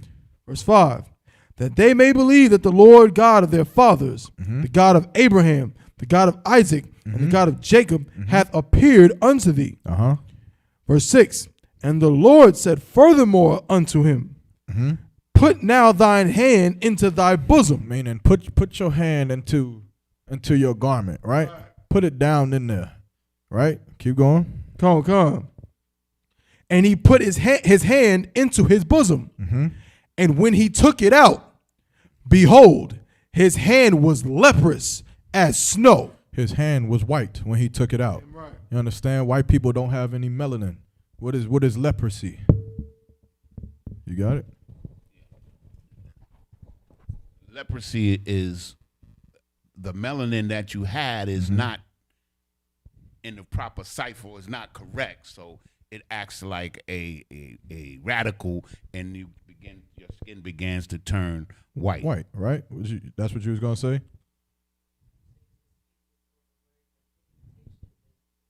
Right, meaning like what the brother said, your skin turns white, right? So when he took his hand out, it was leprous or it was white like snow. But who gives a damn if he's Tom Brady? If Moses was Tom Brady and he's white, why is this even mentioned? Right. Just like with the story of Esau and Jacob. When Esau came out, they gave his description. They said he was red and all over hairy, like he was red and hairy all over like a hairy garment.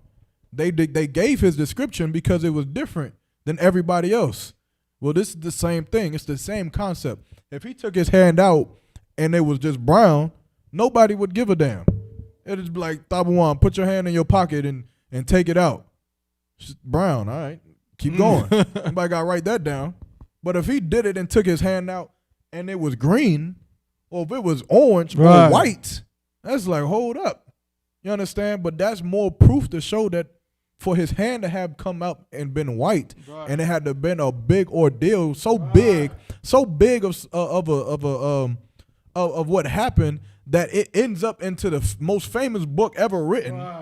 Thousands of years later, here we are reading about this man putting his hand in his bosom and coming out and being white. You understand? It's no way in hell that he was just a white man. Who has something? What you had, Tabawan? Like it is more. I was gonna say the next part proves, just shows what he put in there is the opposite of what he, you know what I'm saying, he came out Salaki. Sis, you had something?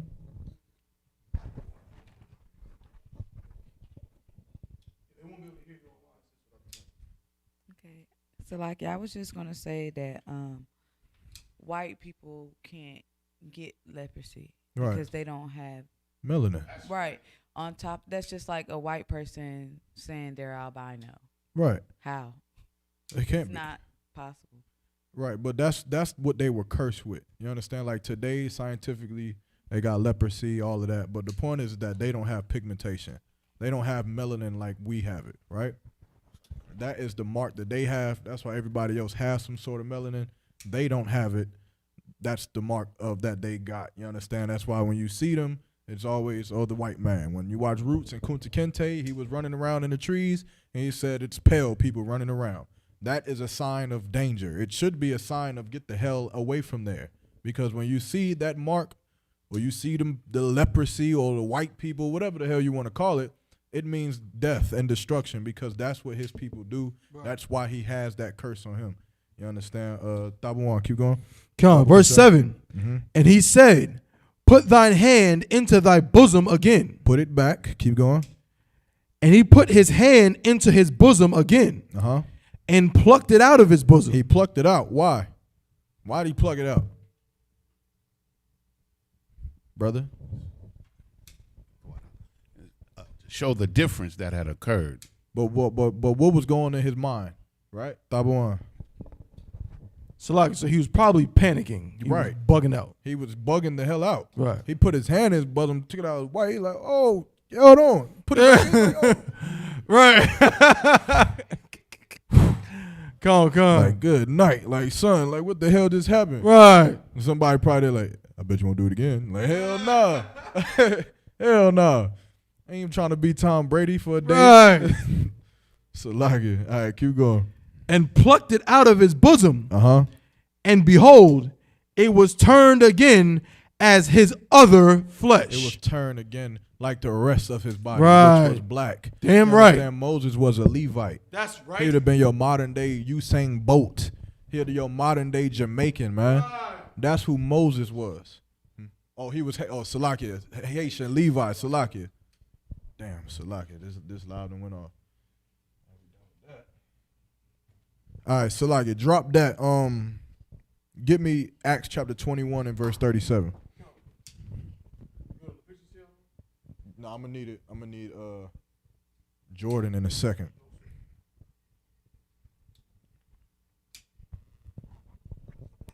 The book of Acts, chapter 21, verse 37. Mm-hmm. And Paul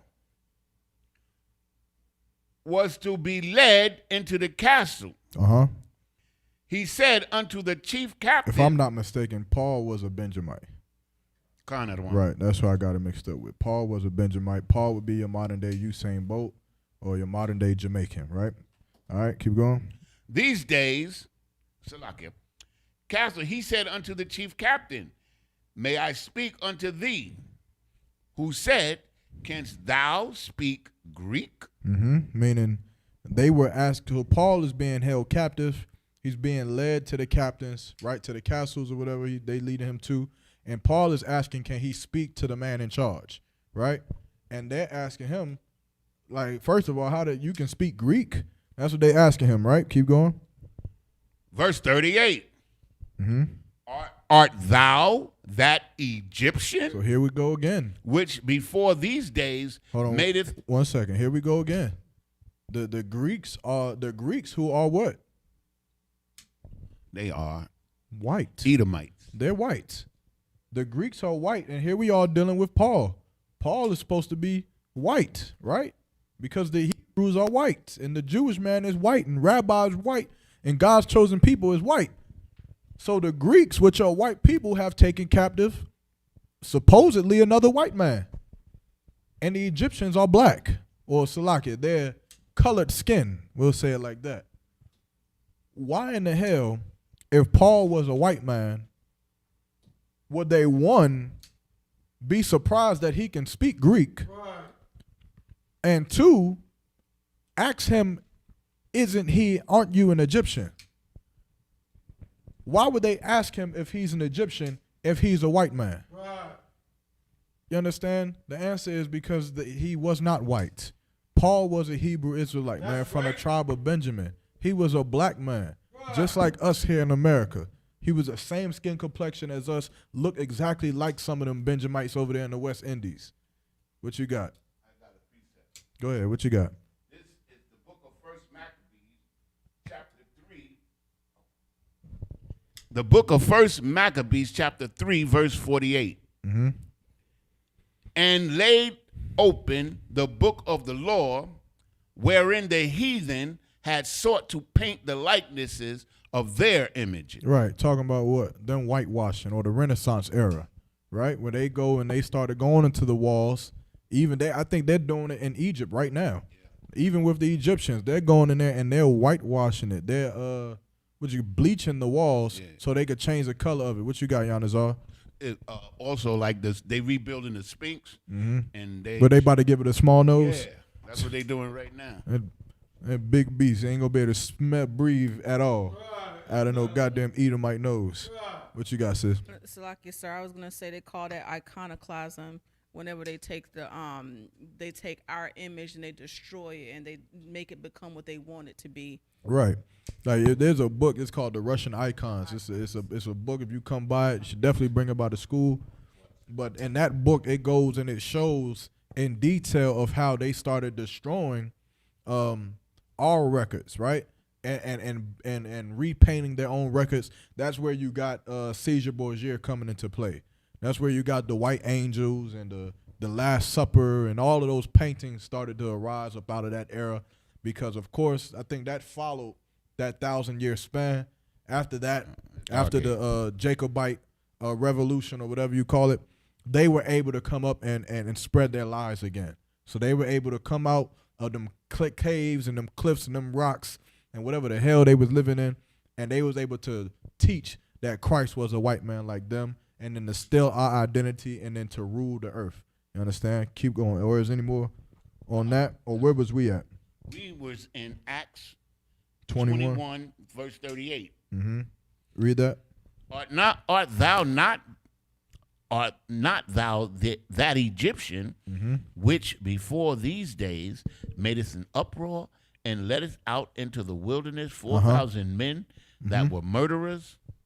Is there any more on that? Where we at? Go to verse 9. 39. Salaki. Verse 39. But Paul said, I am a man which am a Jew. He is a what? A Jew. A what? A Jew. He's a Jew. Paul said he is a Jew, right? Keep going. Of Tarsus. A city in Cilicia. A citizen of no mean city. And I beseech thee, suffer me to speak unto the people. Right. So Paul said himself that he was a Jew, and his skin was black. You understand? Which means what? That the Jews are black. Right. You understand? Regardless of whatever history they've given us, that so-called white man, as much as he tries to push his civilization on everyone else, he is not civilized his damn self. You understand? This white man came from caves, man. That's why we call him the Caucasian. Why? Because he came from the Caucasus Mountains. As a matter of fact, bring that that mountain range up. Like the scripture said that we gonna hunt them from the caves and out of the cliffs of the rocks and out of the holes in the rocks, because this is where he comes from. This is where he dwells, right? Give me Job chapter 30 and verse 1.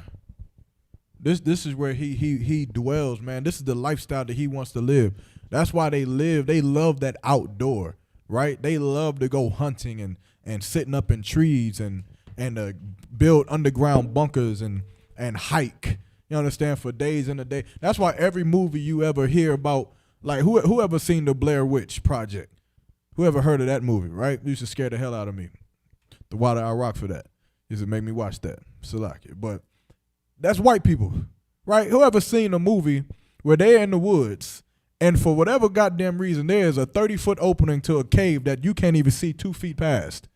And then somehow some Edomite woman is like, well, let's walk in there. Let's go explore and let's go in there with a goddamn flashlight and a lighter. I mean, it was one movie and they fall down into the goddamn cave and all they have is a goddamn lighter. I'm like, even in your dumbness, you would go in this goddamn cave that you can't see nothing in with a goddamn lighter for no goddamn reason, man. And that's their manner of their people, man. That's how they are. They dwell in caves, man. They want to live in that goddamn cave. I'm not living in that cave. Right. What does scripture say? That Esau was a cunning hunter and Jacob was a plain man dwelling in tents.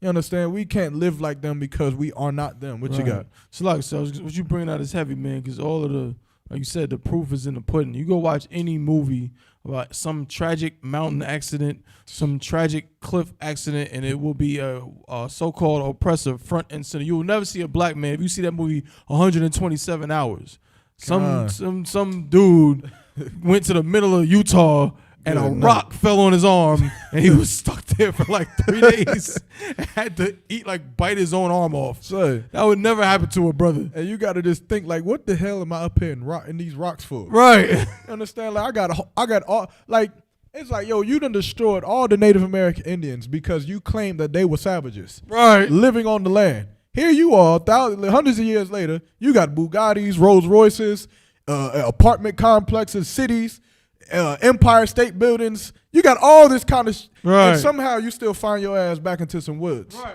Somehow you still so intrigued by the wilderness. Damn right. You've created civilization. Right. You killed these people who weren't civilized. Right. And you've created civilization, but somehow your heart and your desire is just to go back. I'm gonna go back to the woods Right. and sleep out there for 3 days. Right. You ever went on a camping trip with white people? They hate Wi-Fi. They hate it. They're like, you can't have Wi-Fi out here, man. You gotta just breathe all goddamn day. Right. You understand, man? And that's what they do. But what you got? So like, so this is you just saying it's heavy, man. And then they go out in the wilderness and don't know what the hell they doing. Because you watch like that movie Into the Wild. They go out there and they plan to live out there. They be out there for a week and eat some random wild berries or something and be dead.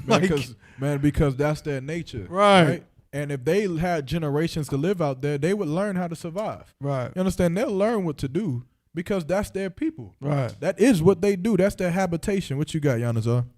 You have a lot of, Salaki, if I may, you have a lot of people that climb Mount Everest, but since global warming, like some of the snow has melted, they found like 20 bodies up there.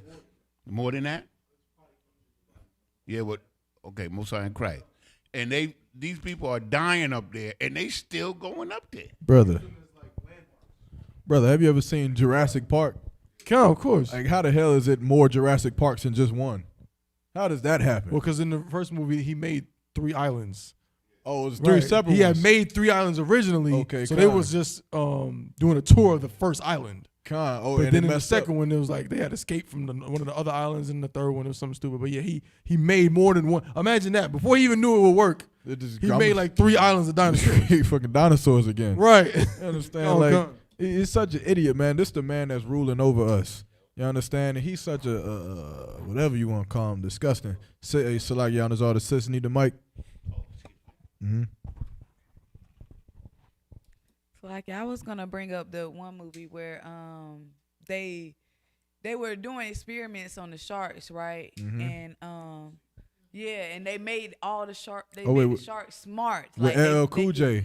think, you know what I'm saying? Like, what in your right mind would possess you to want to make something that kills with anything that has blood smart?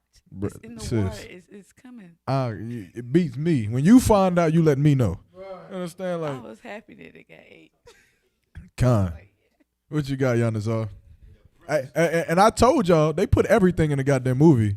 They show you how they destroyed your people, they put it in the movie. And they show you how dumb they are, and they put it in the movies all the time. It's right there. They don't give a damn.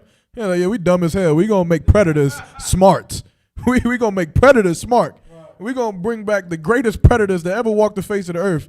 Fucking Tyrannosaurus Rexes. We gonna bring them niggas back.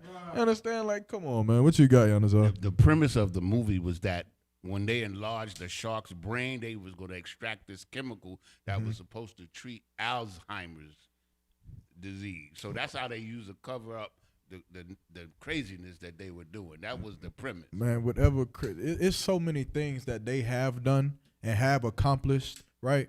But it comes from the basis of them doing things that we would just never think to do. We wouldn't do it. Like even them going into space, I would never in 1,000 years ever even give a damn about what's up there.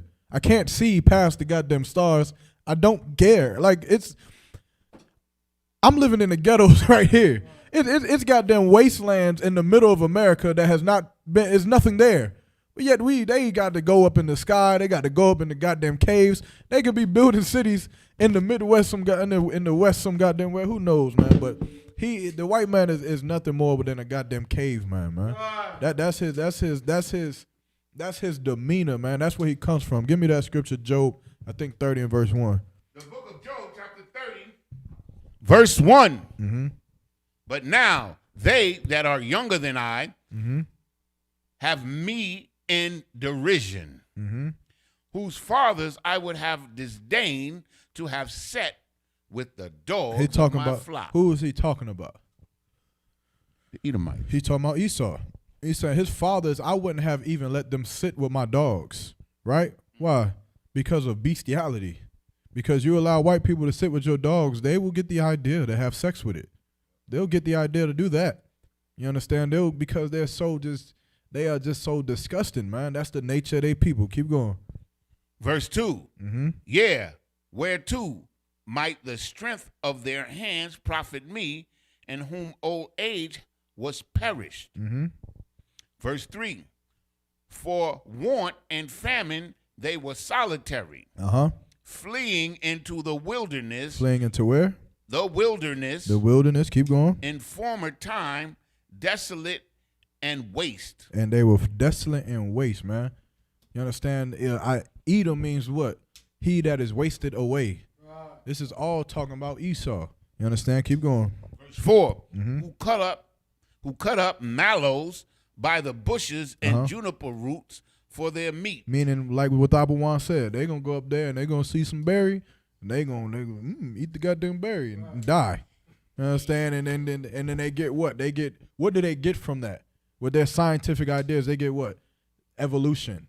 They get survival of the fittest, right? They eat whatever the hell they eat. Some people die. You learn not to eat it no more.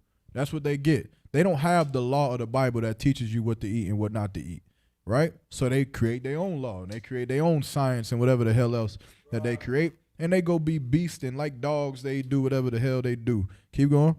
Verse 5. They were driven forth from among men. They were what? Driven forth from among men. Why? Because they were like animals.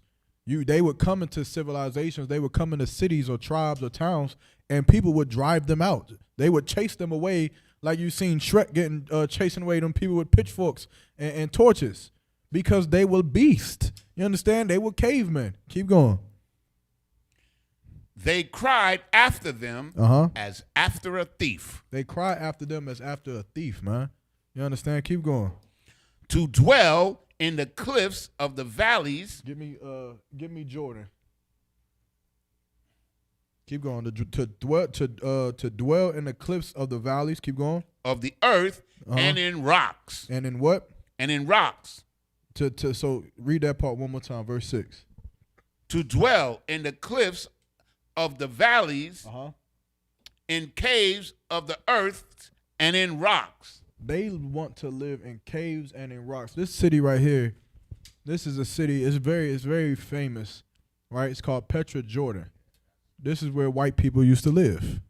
They made their homes to be, and what again? Verse 6. To dwell in the cliffs of the valleys and in caves of the earth and in rocks. This is where they came from, right? When that 1,000 times period, that time span period where white people weren't allowed to push their propaganda or to push their blasphemy, this is where they was at. They were living in the rocks. You ever seen the movie The Hills Have Eyes? That's them. That's not a lie. That's them. Or Wrong Turn. That's white people. That's how they lived. But after that 1,000-year period span lifted up, they started to come out of these places. They started to come out of Petra, Jordan, and them cities that they created in the rocks. And they came out and started pushing their lies every goddamn where. You understand? White people to this day, they go back and they visit their homeland. You understand? Here in the mountains. Keep going. Brother Yanazar. No sweat. Verse 7. Among the bushes they brayed, and under the nettles they were gathered together. Verse 8. They were children of fools. They were what? Children of fools. They were children of fools. They didn't have civilization. They weren't civilized in what they were doing. Keep going. Yea, children of base men. Of base men. Who knows what that means? Children of base men. They were low lives. Right. You understand? Base at the bottom, right? Keep going. They were viler than the earth. They were viler than the earth. They were more wicked and disgusting than anything on the face of the planet, man. That is who Nick Cannon is apologizing to. That is who Deshaun Jackson is apologizing to. These people who dwell in the cliffs of in the rocks in Petra, Jordan, and lived in the mountain of northern Russia and the Caucasus Mountains, who didn't even understand how to bathe themselves, didn't understand what civilization was until we decided to teach them. Until they learned and stole everything. They got everything that they got from all other nations. That's right. They are a vagabond. You understand? They go to the Chinese people and they steal what they got. They go to the Hebrews and they steal what they got. They go to every goddamn other nation, they steal what they got, and then they enslave and destroy every goddamn thing on the earth, man. Because the white man has no morality.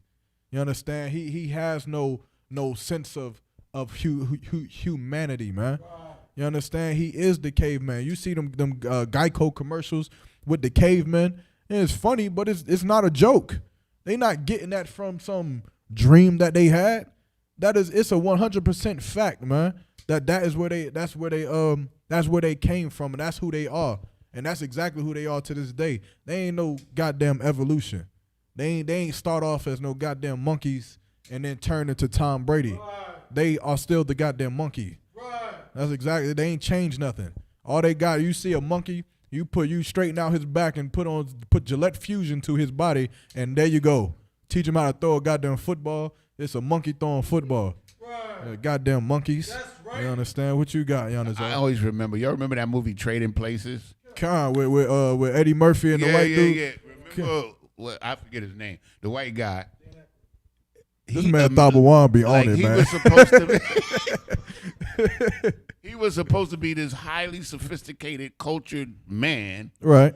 And as soon as he lost his position, he reverted back to savagery. You know, right. I always remembered that. Right. You understand? Because he like that's his natural being, man. That's his natural place in the earth. That's where he belongs. You understand? That's how he wants to be. That's how he is. And that's just, he ain't the Jew, man. Right. He ain't the so-called, I'm about to pull Officer YAHANNA. He ain't no Jew, man. Right. we the Jews, man. And that's just that. Yeah, right. Cause Christ says so. Like, goddamn.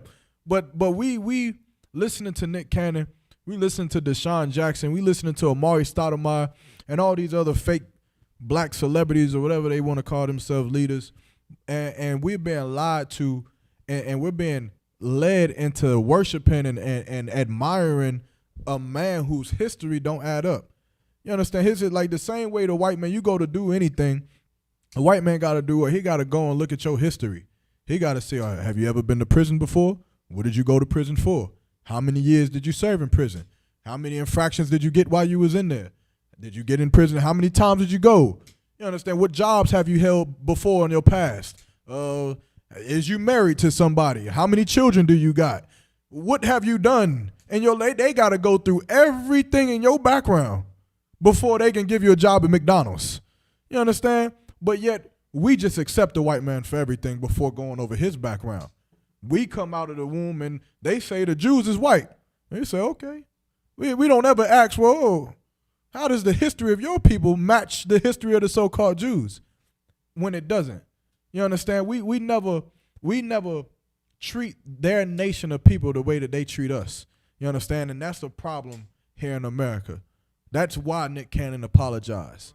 That's why Deshaun Jackson apologized, because they're not being trained or told how to deal with this nation of people when the white man knows how to deal with us.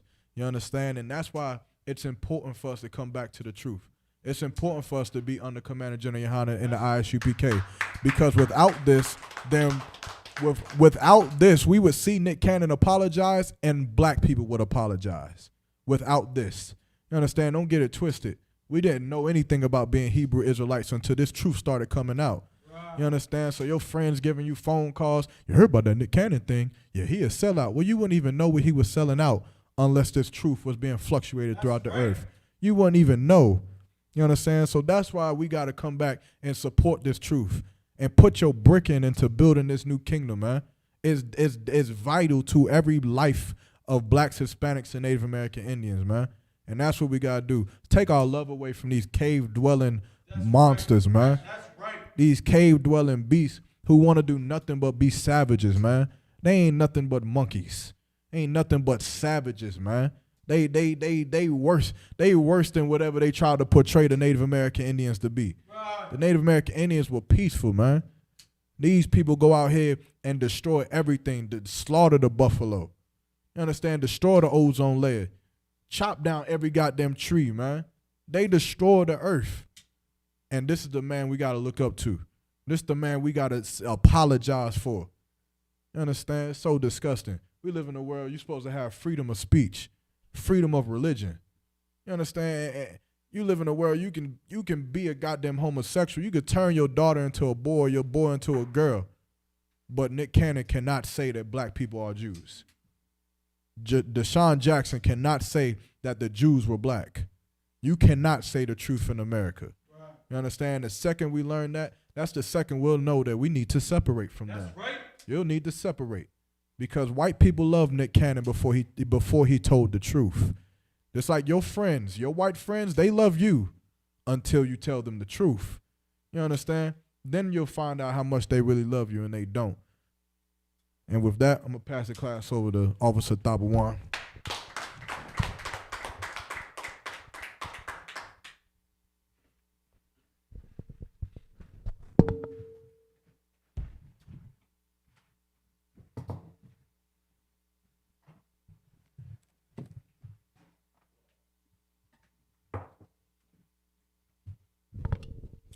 I.S.U.P.K. security announcements. We are the I.S.U.P.K. out of 1 West 125th Street, Harlem, New York, under Commandant General YAHANNA. New rules for brothers and sisters. When a new brother or sister comes into the school, they are off limits for 6 months. They are here to be saluted only. They are to be saluted only. They are here to shed themselves at the world. After 6 months, if a brother or a sister has an interest in a particular person, he or she must get permission from the head to speak to a brother or a sister. There is another 6 months in which the brother or sister will court each other.